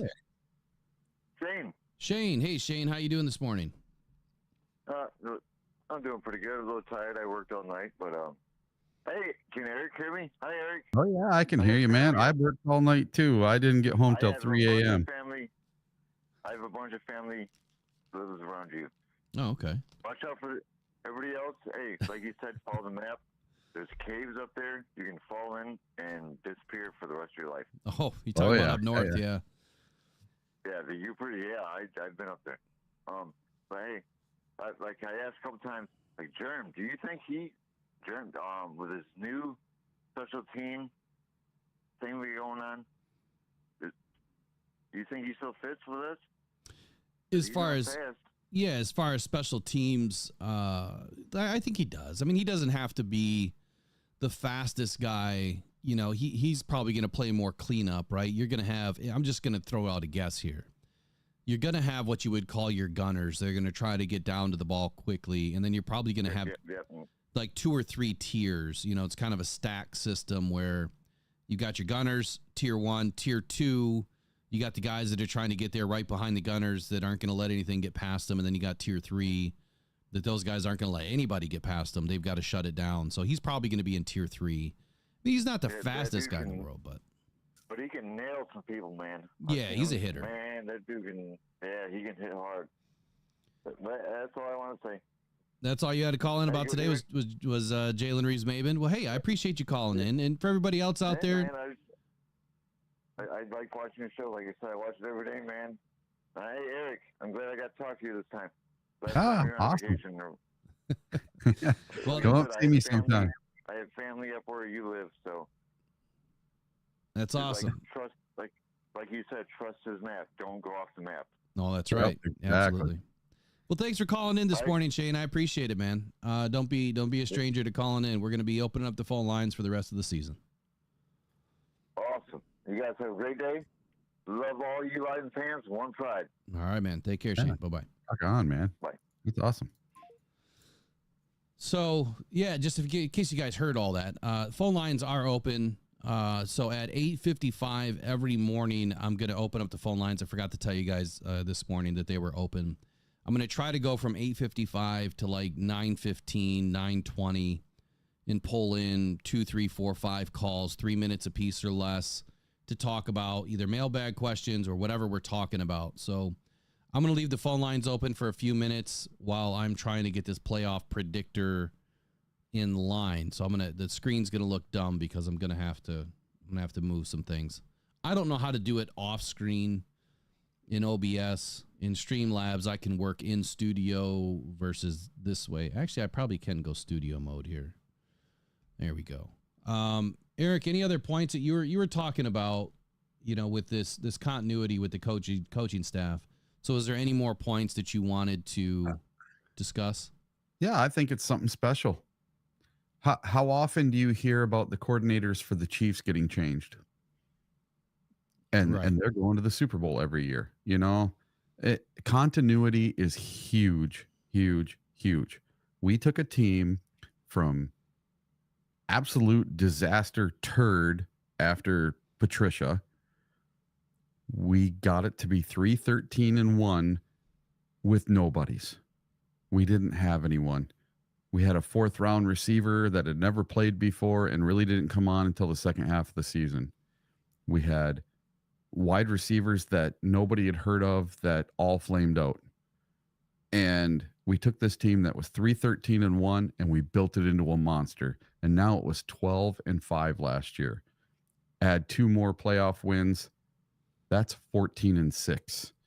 That's incredible. So this year, I see us adding a little bit to it, and that continuity is just going to help us. We're building it right, and we're building a monster. Yeah, I couldn't agree more, man. I think that it's different in Motown. Something that I've said a few times now, that what the Lions are doing, we have not witnessed before, simply because they've trusted in their process. And I know it sounds, cliche, but it is what it is. They've trusted in their process. It's working for them, and they just need to continue with what they're doing. I think it's that simple. They just need to continue with what they're doing, and things are going to work out just fine. I don't know why I'm having issue with this screen. It won't let me adjust like I can normally adjust. I don't know if you saw the comment from Steve K. No. But he says, confession. I literally gave up on the Lions when Megatron retired. Last year was the first time I watched since then. I was so frustrated with the organization and the culture. This team equals different. And you can feel it. You can see it. You can hear it. It's different. And anybody that went to any of the playoff games, it was different. Oh, it was definitely different. I've had a hearing problem now for a while that I didn't realize I had. So I've had tone issues since I was 16 because I was punched in the throat when I boxed Golden Gloves, and it like smashed my windpipe. And I'm saying all this for a reason, because when I was at the first playoff game, all of a sudden I'm in the tunnel. I'm going to get something to eat, and I could finally hear for about 10 minutes. Like my ears opened and I could hear, and it was so deafening. I actually texted Megan right away because she wasn't at that game with me, and I said, I can finally hear. Like, it is so loud. Now I realize why everyone's got earplugs in, and I don't. I literally could only hear about half the noise, which I thought was pretty loud as it was. But, man, when I finally heard what was really going on in that stadium, I couldn't believe it. It was insanely loud, and I think that, now I can go back and I guess erase what I said, because after some of those games I said, it just didn't seem as loud as what it did in 2000. I think it was 2010, the Chicago Monday night game. That was the loudest game I had ever been to, but the issue was me. I couldn't hear. So man, yeah, you talk about different. It was different, different level for sure. I think I just about got this whipped, at least the best it's going to be for today. So let's roll into the roster here. Uh-oh. Where'd my roster go?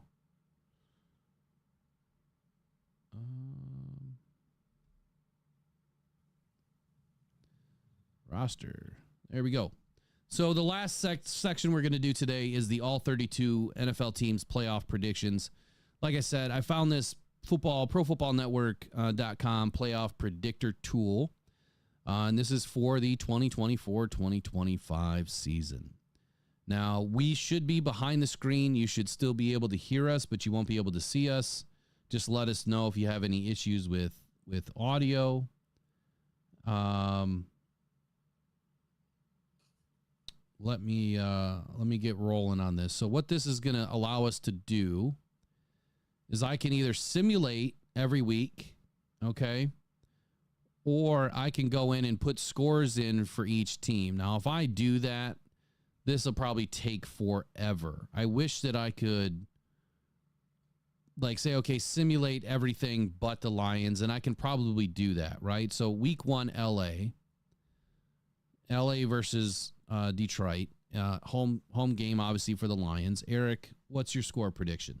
And I'd like to see your score predictions in the chat too, please. Oh man, I can't remember what I predicted for this one. I think doesn't matter. It's all brand new today. Who cares what we said? Okay, before. we're gonna say 24-14.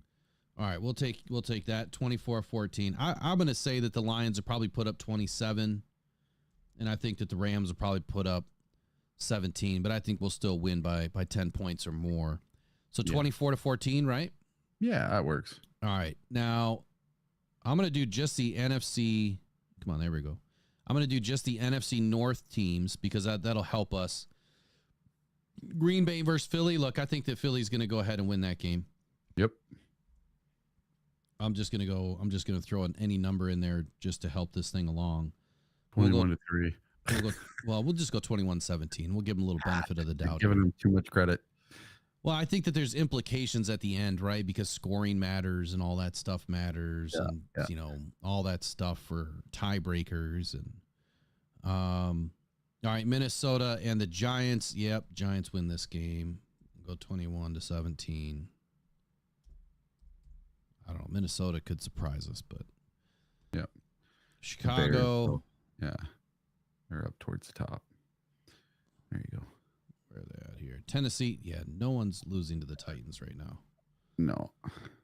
We'll give them 10 points. We'll give Chicago 13.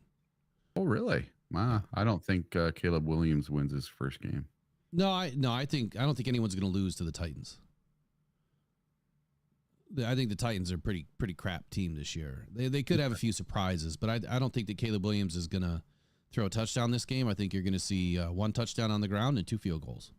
You don't think Will Levis can outduel Caleb Williams? I think it's a product of the rest of the team right now in Tennessee. I might have to go the opposite of you on that one. It's all right. So I'm going to now simulate all of the remaining games for week 1. Why does it say the same thing? Remaining games of week 1, remaining games from week 1? What's the difference? Of or from? I guess there isn't a difference. What is, I don't know what the difference, well, I guess we'll start here. Remaining games of week 1. Let's see if I can make this a little smaller. Who won that Chiefs-Ravens game? Wow. Ravens 26-22. Ooh. I can already tell this is going to be a fun little thing for the whole season. All right, we're going to roll with whatever it said. And then what we put into it. So let's go to week 2. Week 2. Who do we got? Week 2. We got Tampa Bay. Lions are going to go up 2-0 here to start the season. 34-17. We'll go Lions score 30. Tampa Bay scores 17. I can live with that. Yeah, I think the theme here is I want to keep these teams under 20 points because I got faith in our defense now. Now, Green Bay and Indy. Look, I think that Indy is going to surprise some teams, but I don't think they're going to surprise Green Bay. We're going to go ahead and give Green Bay 21. We're going to give Indy 17. I'll let you pick Chicago this time. Who's Chicago playing week 2? They don't already have a bye, do they? Where are they at? Not in week 2. Yeah, there they are. There okay, Houston. Oh, God. Oh, Houston's for sure they're losing. Yeah, they're going to lose big time. What's the score? 41-10. And this is where Caleb Williams gets hurt in week 2 versus the Houston Texans. Yep. Where's the Vikings at?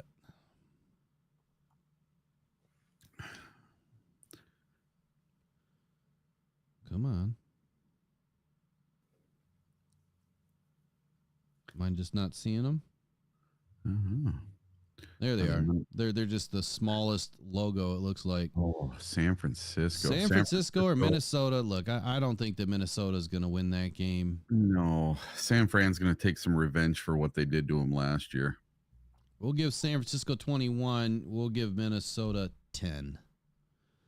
And then we're just going to simulate the rest of the remaining games for week 2.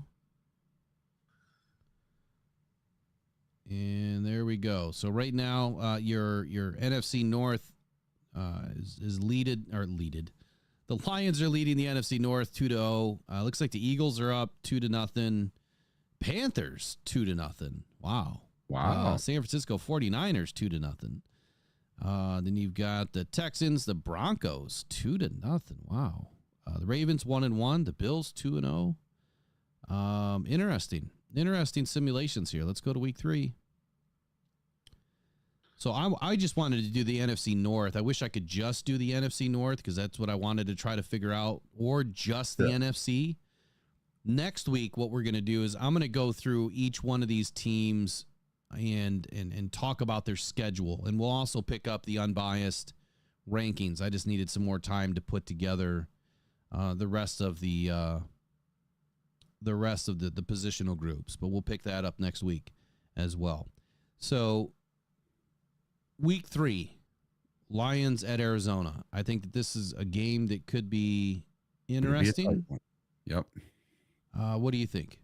Very tight. So this is I think one of the ones where you predicted we might take a loss there. But I'm going to say 21-20. Lions? Yeah, Lions 21-20. I don't think we lose a game in the first 4 games.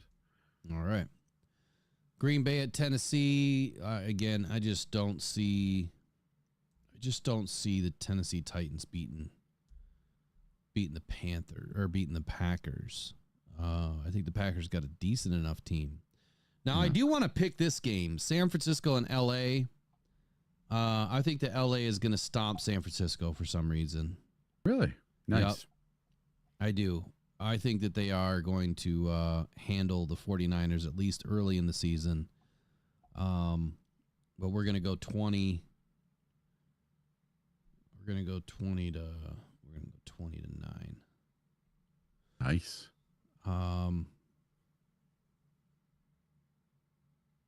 Let's see here. See, I can root for Matt Stafford still when it works for the Lions. Right?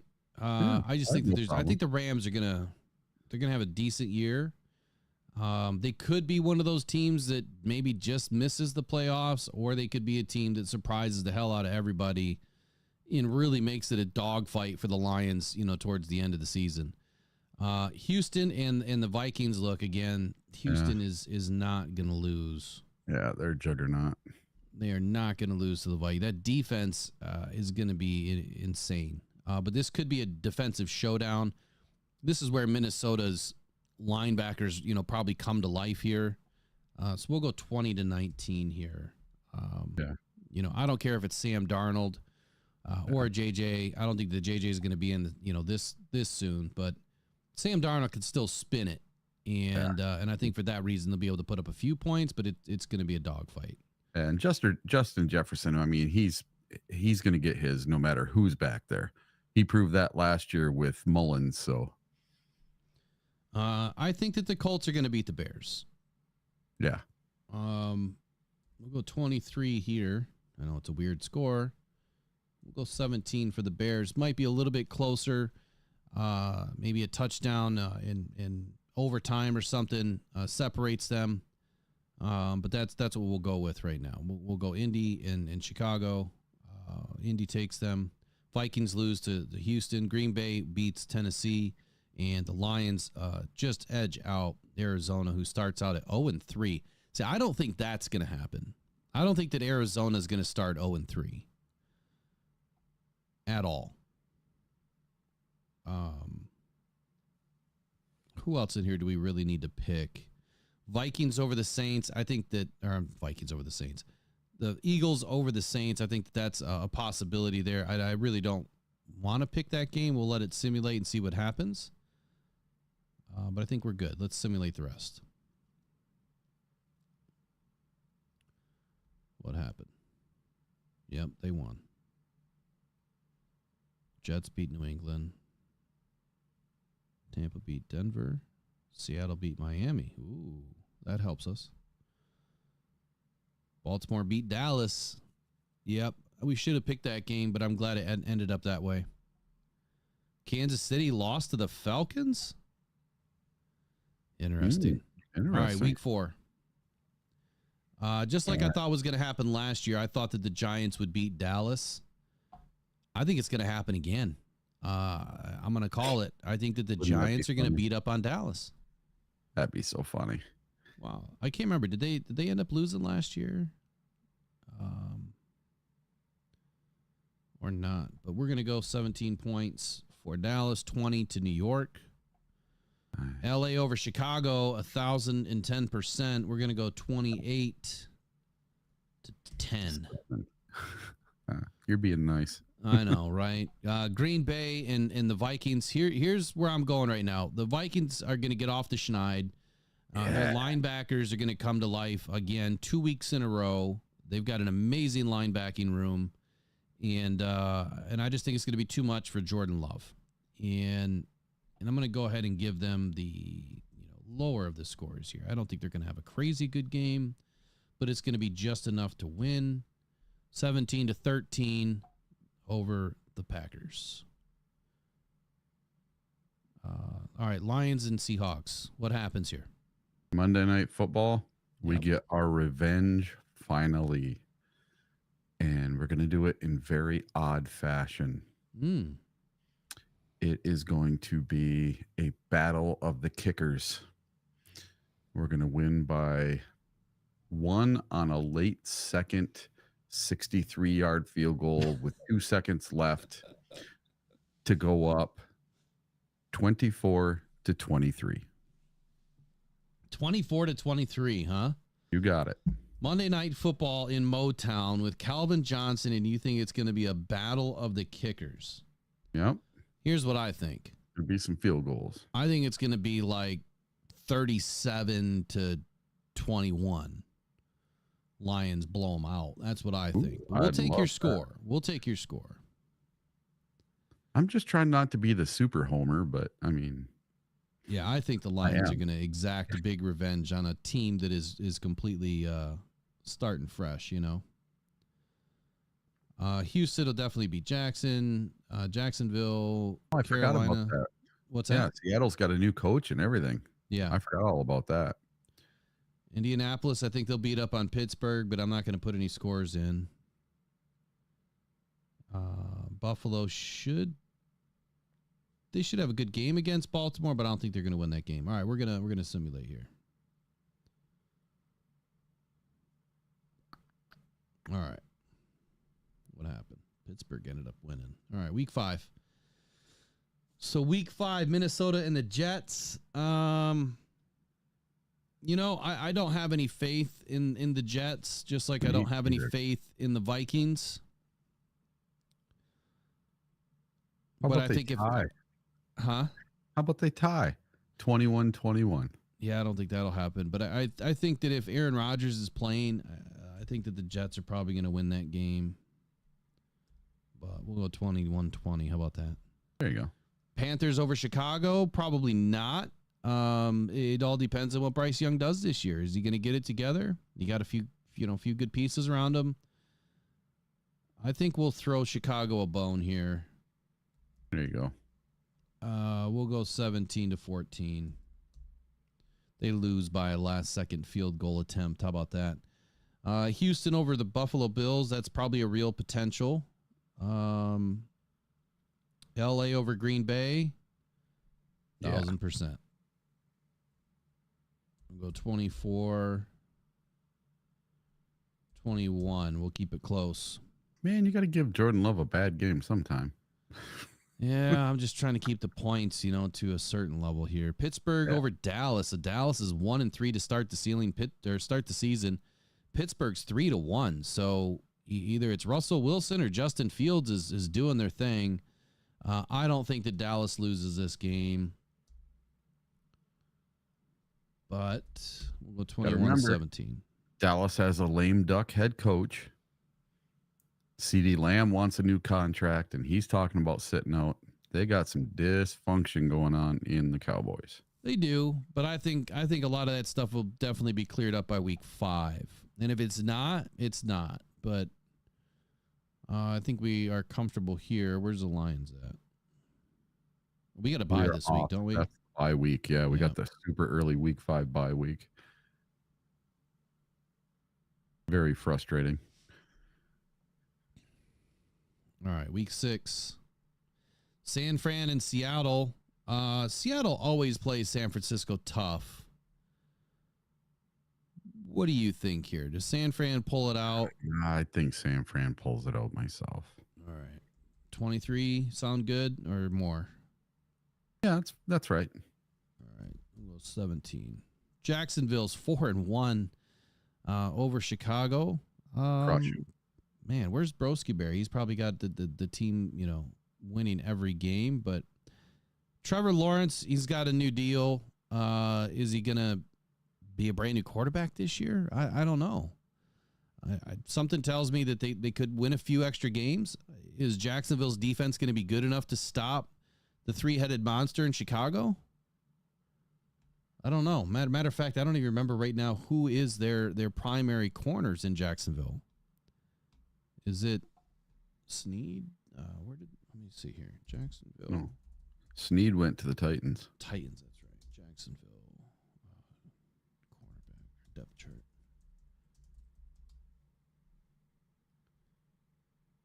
See, this would really take a lot of work. I'm not trying to put all this work into it today. I'm going to do it later. I just want to have a little fun with it. And Friday on a good note, doing something different, not all the talking, just having some fun with it. Yeah. So they have Andre Sisco, Antonio Johnson. They have Tyson Campbell, Darnell Savage, Ronald Darby. Pretty solid DB room, but it's probably not enough. But I'm still going to give them a low score. I'm still going to give them a weird score, but a low score. Green Bay over Arizona. That should happen. But it's week 6. Can they stop Marvin Harrison Jr.? I don't know. I think that he's going to get fed a lot. We'll see what happens with Green Bay's DB room. I'm just going to give the edge to Green Bay right now. Not a huge edge. We're going to go 18. Weird score, I know. And we're going to go 15. Arizona's down most of the game. They get a touchdown in the fourth quarter. They get the 2-point conversion that puts them within field goal range, and then they miss their opportunity to score to wrap it up, to tie it up. Dallas and Detroit, look, this is the game of the week, right? Eric, what's your score? 41-17. 17. Yep, we are absolutely going to blow the snot out of these guys this time. There's not going to be any messing around. This is going to be the absolute revenge of revenge games this year. I'm going to go 41-0. There you go. A win is a win, but like I said, I want to have a little fun. Lions are going to blow the doors off of Dallas. Ain't nobody going to hold us back. No, I'm just kidding. We got to give them some points. We'll give them 10. I think that our defense is going to play completely out of control this game. I think the Dak is going to be on his back all game long. Let's see. Is there any that we missed? We got Chicago. We got Green Bay. We need the Vikings. We're the Vikings. Are they off this week? Bye week, possibly. Yeah, looks that way. All right, we'll simulate. You got a bounce rate at 10? I should, but make the wife work for a while. Well, that's nice of her. Yeah. All right, week 7. Here we go. I want somebody from the chat to start looking at week 8, 9, and 10, and you let us know where these Lions scores are going to end up. And let's see. We really need football to start, don't we? We do. We absolutely do. Yeah. Tomorrow.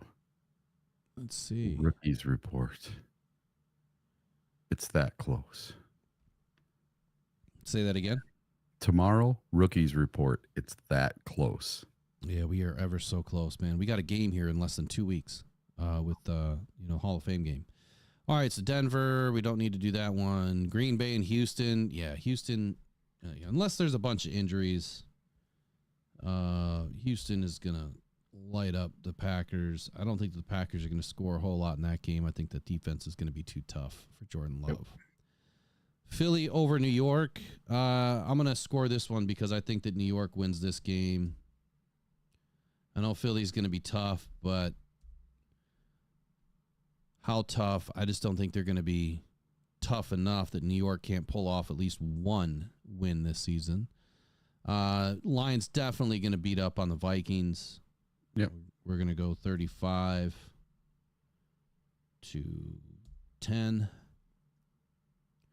Rams versus Las Vegas Raiders. Man, this is a great matchup. I don't think the Raiders have enough, but it could be enough. How about that Super Bowl rematch right there? San Fran and KC at San Fran. Yeah, that's a tough one, isn't it? I'm going to give that one to KC, though. I think.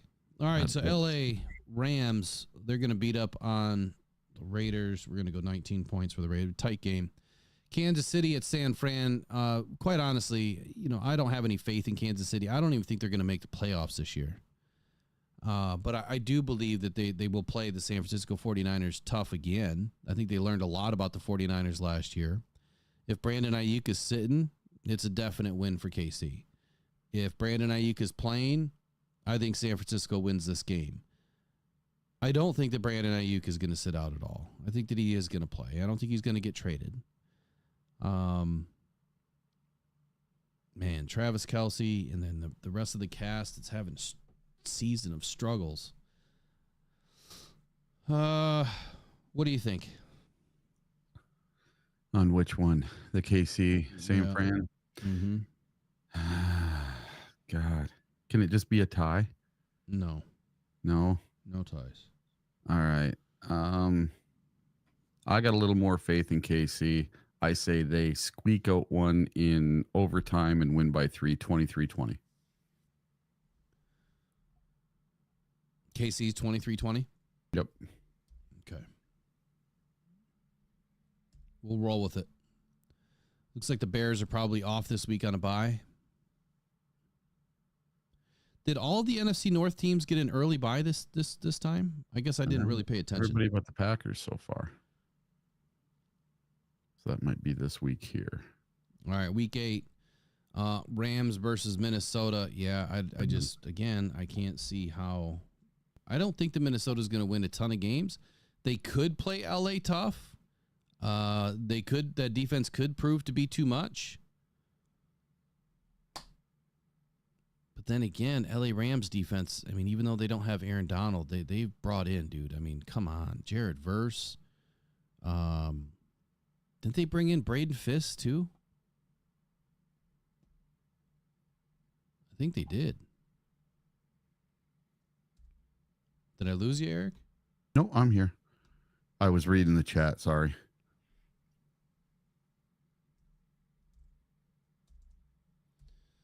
I'm still going to give it to the Rams. Yep, I would too. Lions definitely going to beat up on the Titans, man. I don't know if we're going to go 7-0, but we'll go 35-20. Houston over Indy, that's a lock. Jacksonville over Green Bay. So, I mean, this could be a pretty close game here. Yeah. We'll let it simulate, though. We'll see what that one does on its own. Where's Chicago at? Chicago. Ooh, we got Dallas and San Fran that week. Man, week 8 is going to be it's going to be a great game. We'll let that one simulate because I could go either way on that one too. All right, Chicago and Washington. I like Washington's chances here. Yeah? Yep. I do. I think the Washington's going to start to put it together about the second half of the season, especially with was it Dan Quinn that's now their head coach? Yep. New head coach, new everything. Yep. They're an up-and-coming team. New owners. They're kind of like the Lions of 2020. All right, week 9. We are halfway there. Dallas and Atlanta, we'll let that one ride. Lions of Green Bay. So we got Chicago and Arizona. It's gonna be a fun game for them. We'll let that one simulate. I could go either way on that game.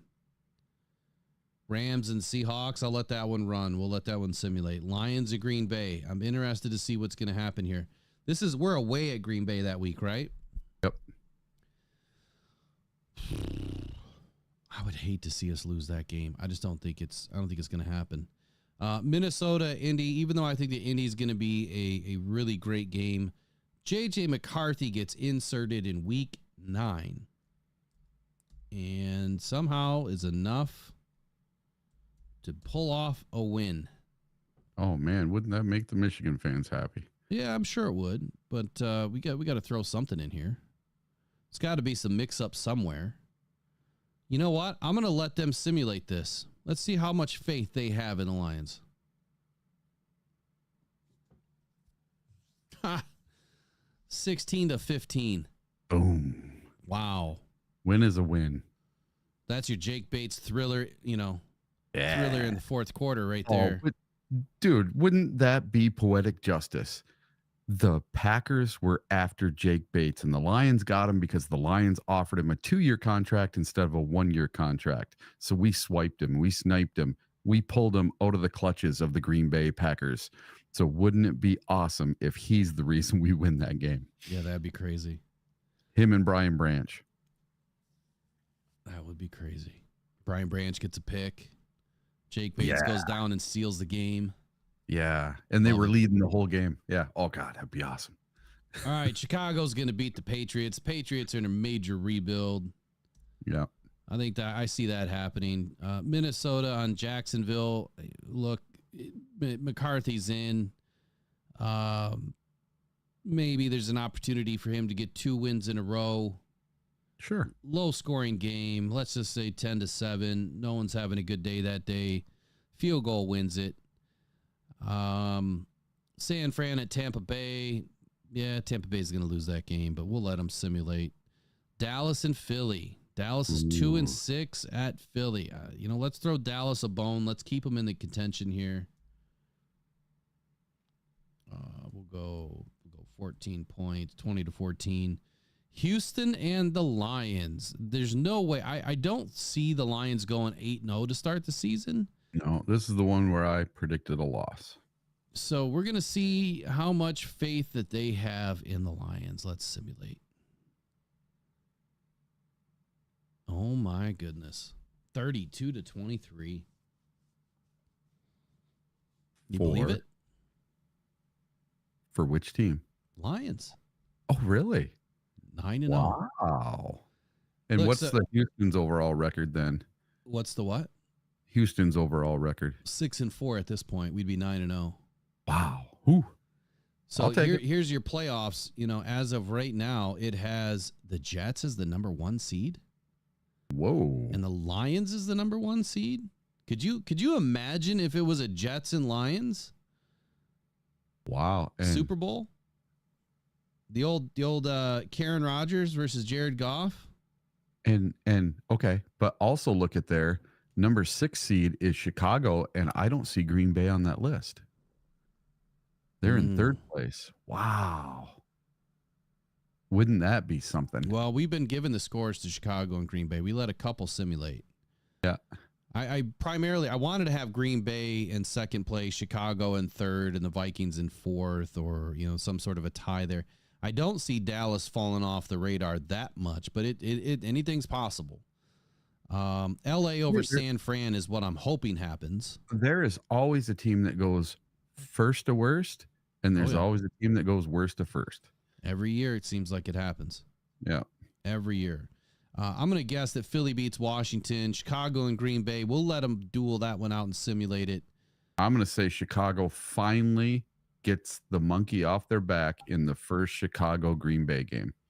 They finally win a game against Green Bay. That is their Super Bowl. That's their everything this year, is just to beat Green Bay at home. Well, I'm going to let it simulate. So with the Lions being 9-0, I'm pretty comfortable here and just letting it ride for this week. And the Lions continue in their fashion. You hit Chicago, nail on the head. LA Rams continue winning. Baltimore continues to win. Houston won, so they didn't drop 2 in a row. Lions still number 1 seed.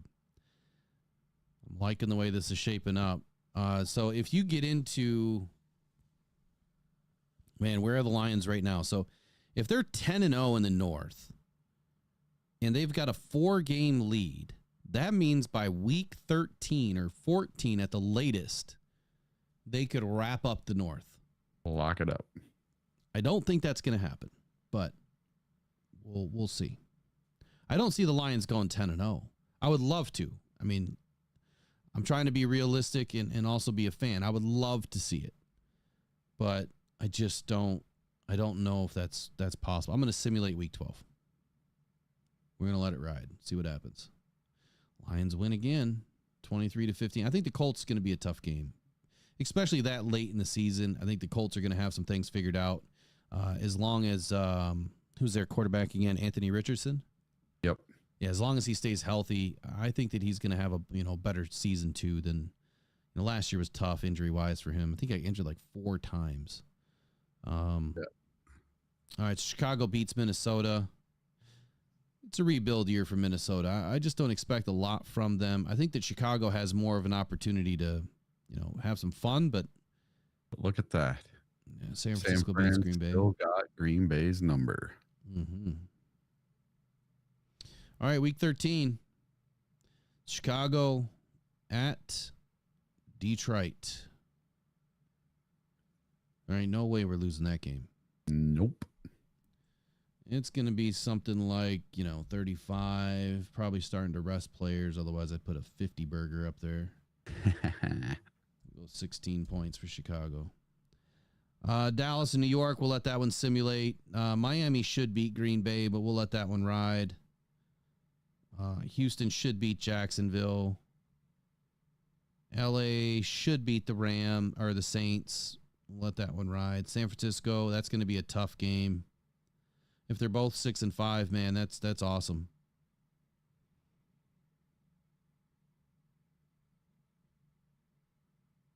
Yeah, Lions 12-0. Whew. Dallas got the win over New York. Miami beat Green Bay. Seattle beat New York Jets. Seattle's starting to come back at 7-5. Houston takes care of Jacksonville. Minnesota takes care of Arizona. LA beat the Saints. San Fran beat Buffalo. Interesting. All right, we got back-to-back weeks where we've got divisional opponents. So week 13, we played Chicago. Week 14, Green Bay comes to Detroit. Now, we beat Green Bay, what was it, week 4 or 5, whatever the first one. We had the Lions beating Green Bay. Yep, at Green Bay, yeah. I don't think that we dropped this game at all. What is your idea? We put it to them on this game. We show them who's boss. We put them back down in the cellar. All right. What's your score? Keep them out of that playoff contention. Keep them in 4th place. About time. What's your score? 21-3.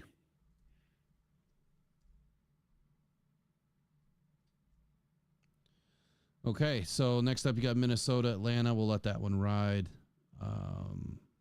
I don't see anything in here that's really pressing for us to put a score in. I mean, Chicago, there's no way they should beat San Fran, but who knows? Nope.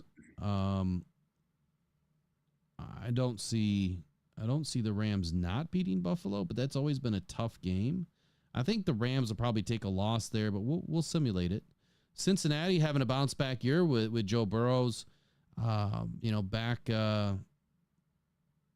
Joe Burrow back, playing again, but I don't see Dallas beating Cincinnati. Let's see what happens. Lions take it. Lions are going to wrap up the North by week 13. That's crazy. Like, we would be done. We would be NFC North champions by week 13 or week 14. 5 weeks ago or 4 weeks ago. Yeah, you could literally rest the rest of the players. The only thing you have to fight for is the number 1 seed, so they're not going to rest. But you could really be frugal, with who you're putting in. Wow, Dallas pulls off the upset over Cincy. Wow.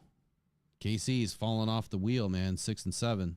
San Fran, of course, handles Chicago barely by a field goal. This simulator's it's fairly realistic to a degree. Like, I could see all of this happening. The Lions at 13-0, I think is a far stretch, but I gave them a lot of wins at the very beginning. Week 15, LA Rams at San Francisco. I think that San Fran is fighting here, and they're going to knock the Rams down a peg. How about that? I think the San Francisco 49ers,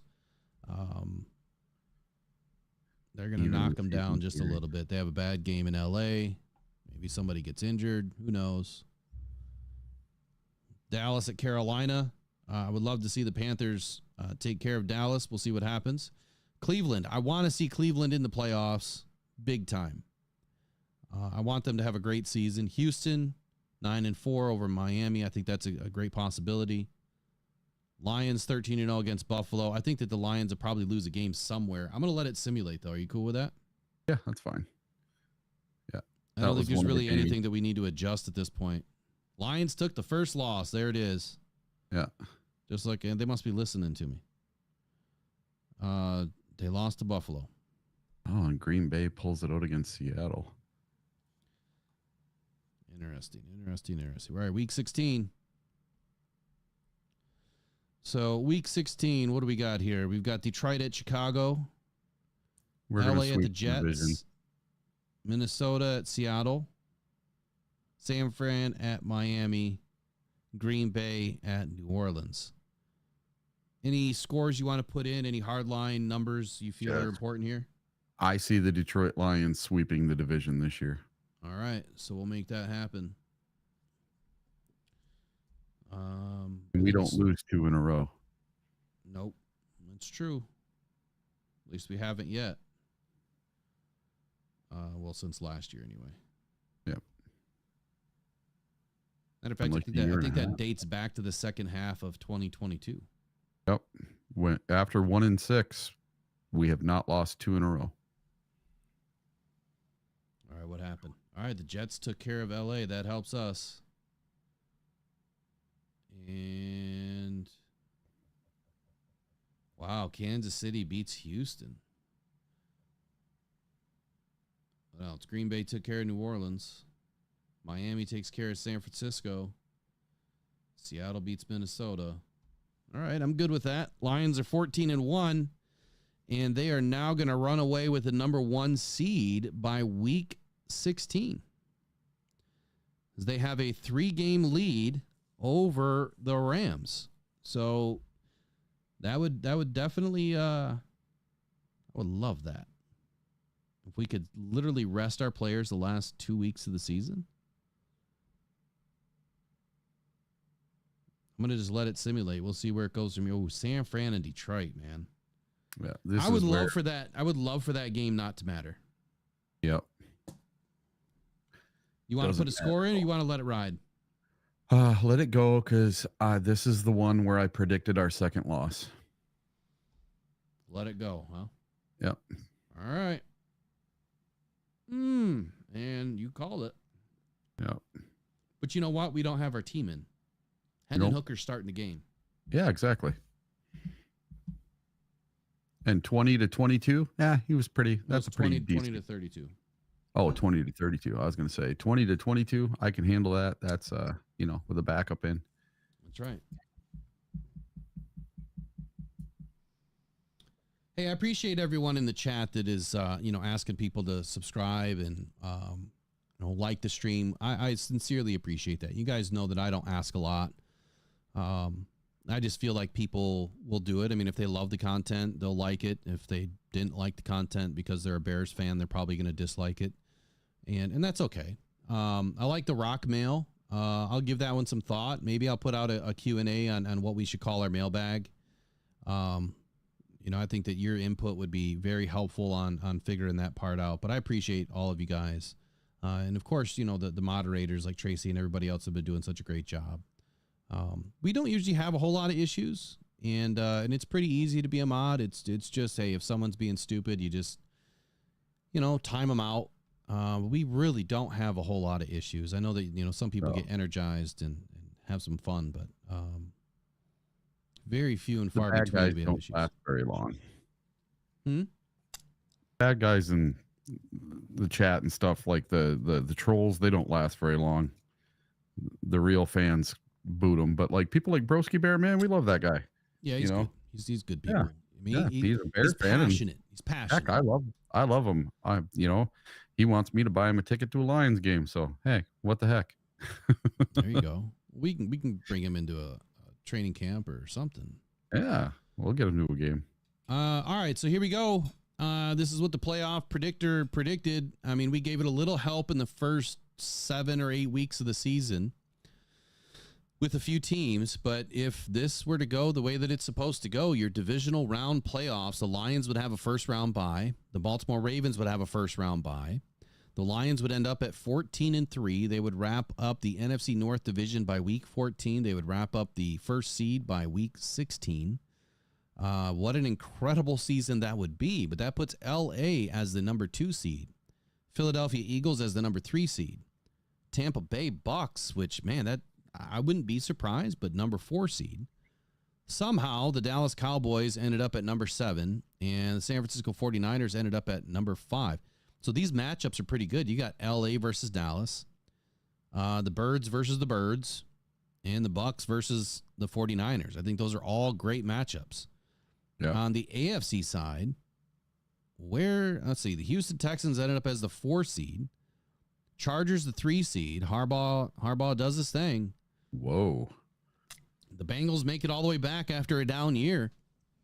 So did we have any worst to first? I mean, I guess the Bengals could be considered that. Looks like the Chiefs went from first to worst. The Chiefs don't make it. Like Yeah. I thought. Yep. I do think this thing really got something right, though. I think only one team from the NFC North makes the playoffs. Really? Yep.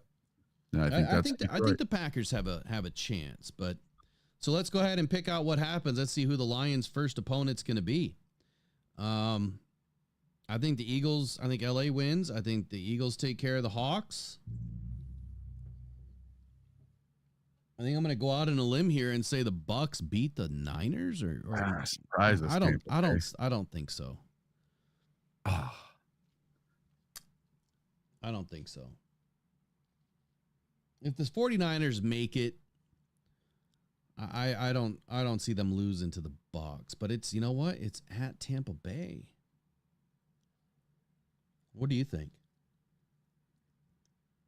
Oh, man. Now, we got to have San Francisco win so we can have the revenge game for them beating up on Hendon Hooker. Yeah, at home. Yep. Okay. AFC, I'm going to take the Texans. I'm going to take the Brownies, and we'll put the Jets in. Ooh. You know damn well the Lions ain't losing that game.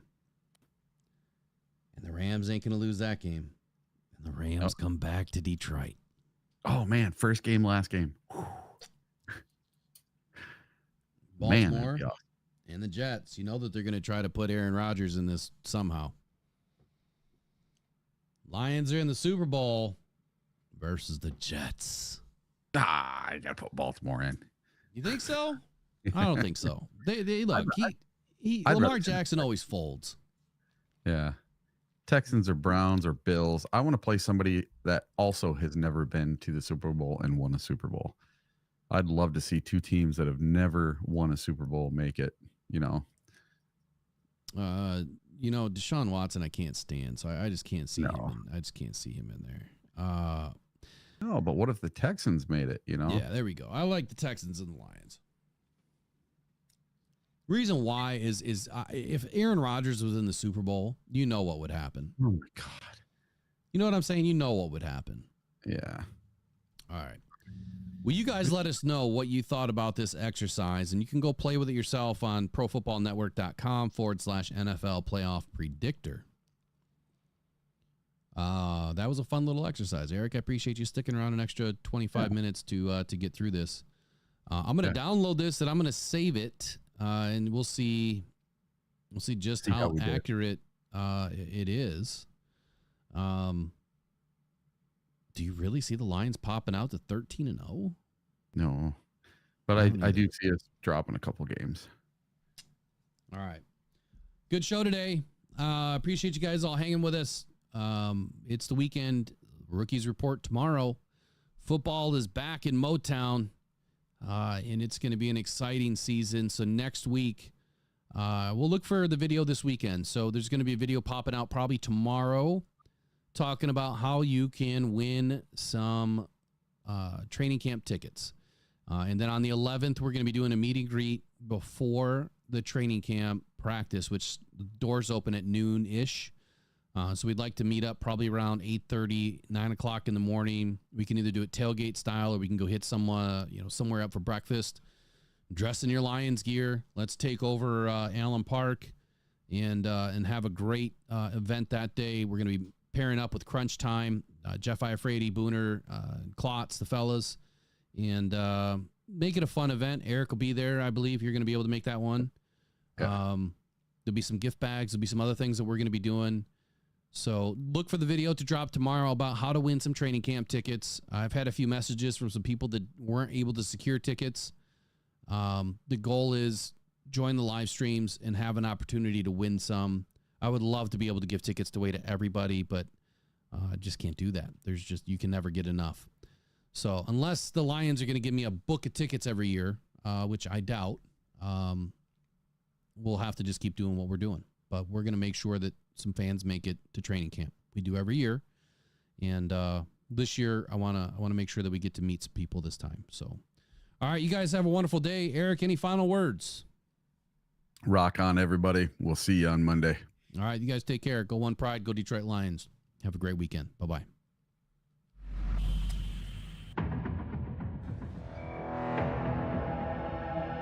Adam Schefter at ESPN says there's 275,000 people. Well, that was some party in downtown Detroit. 775,000 people shattering the NFL draft attendance record.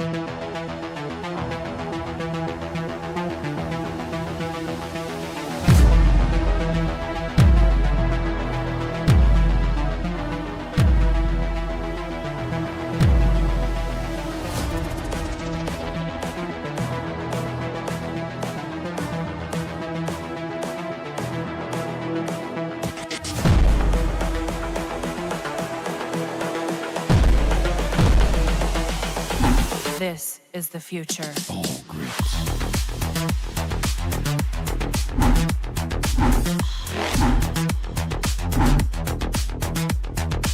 Evolution.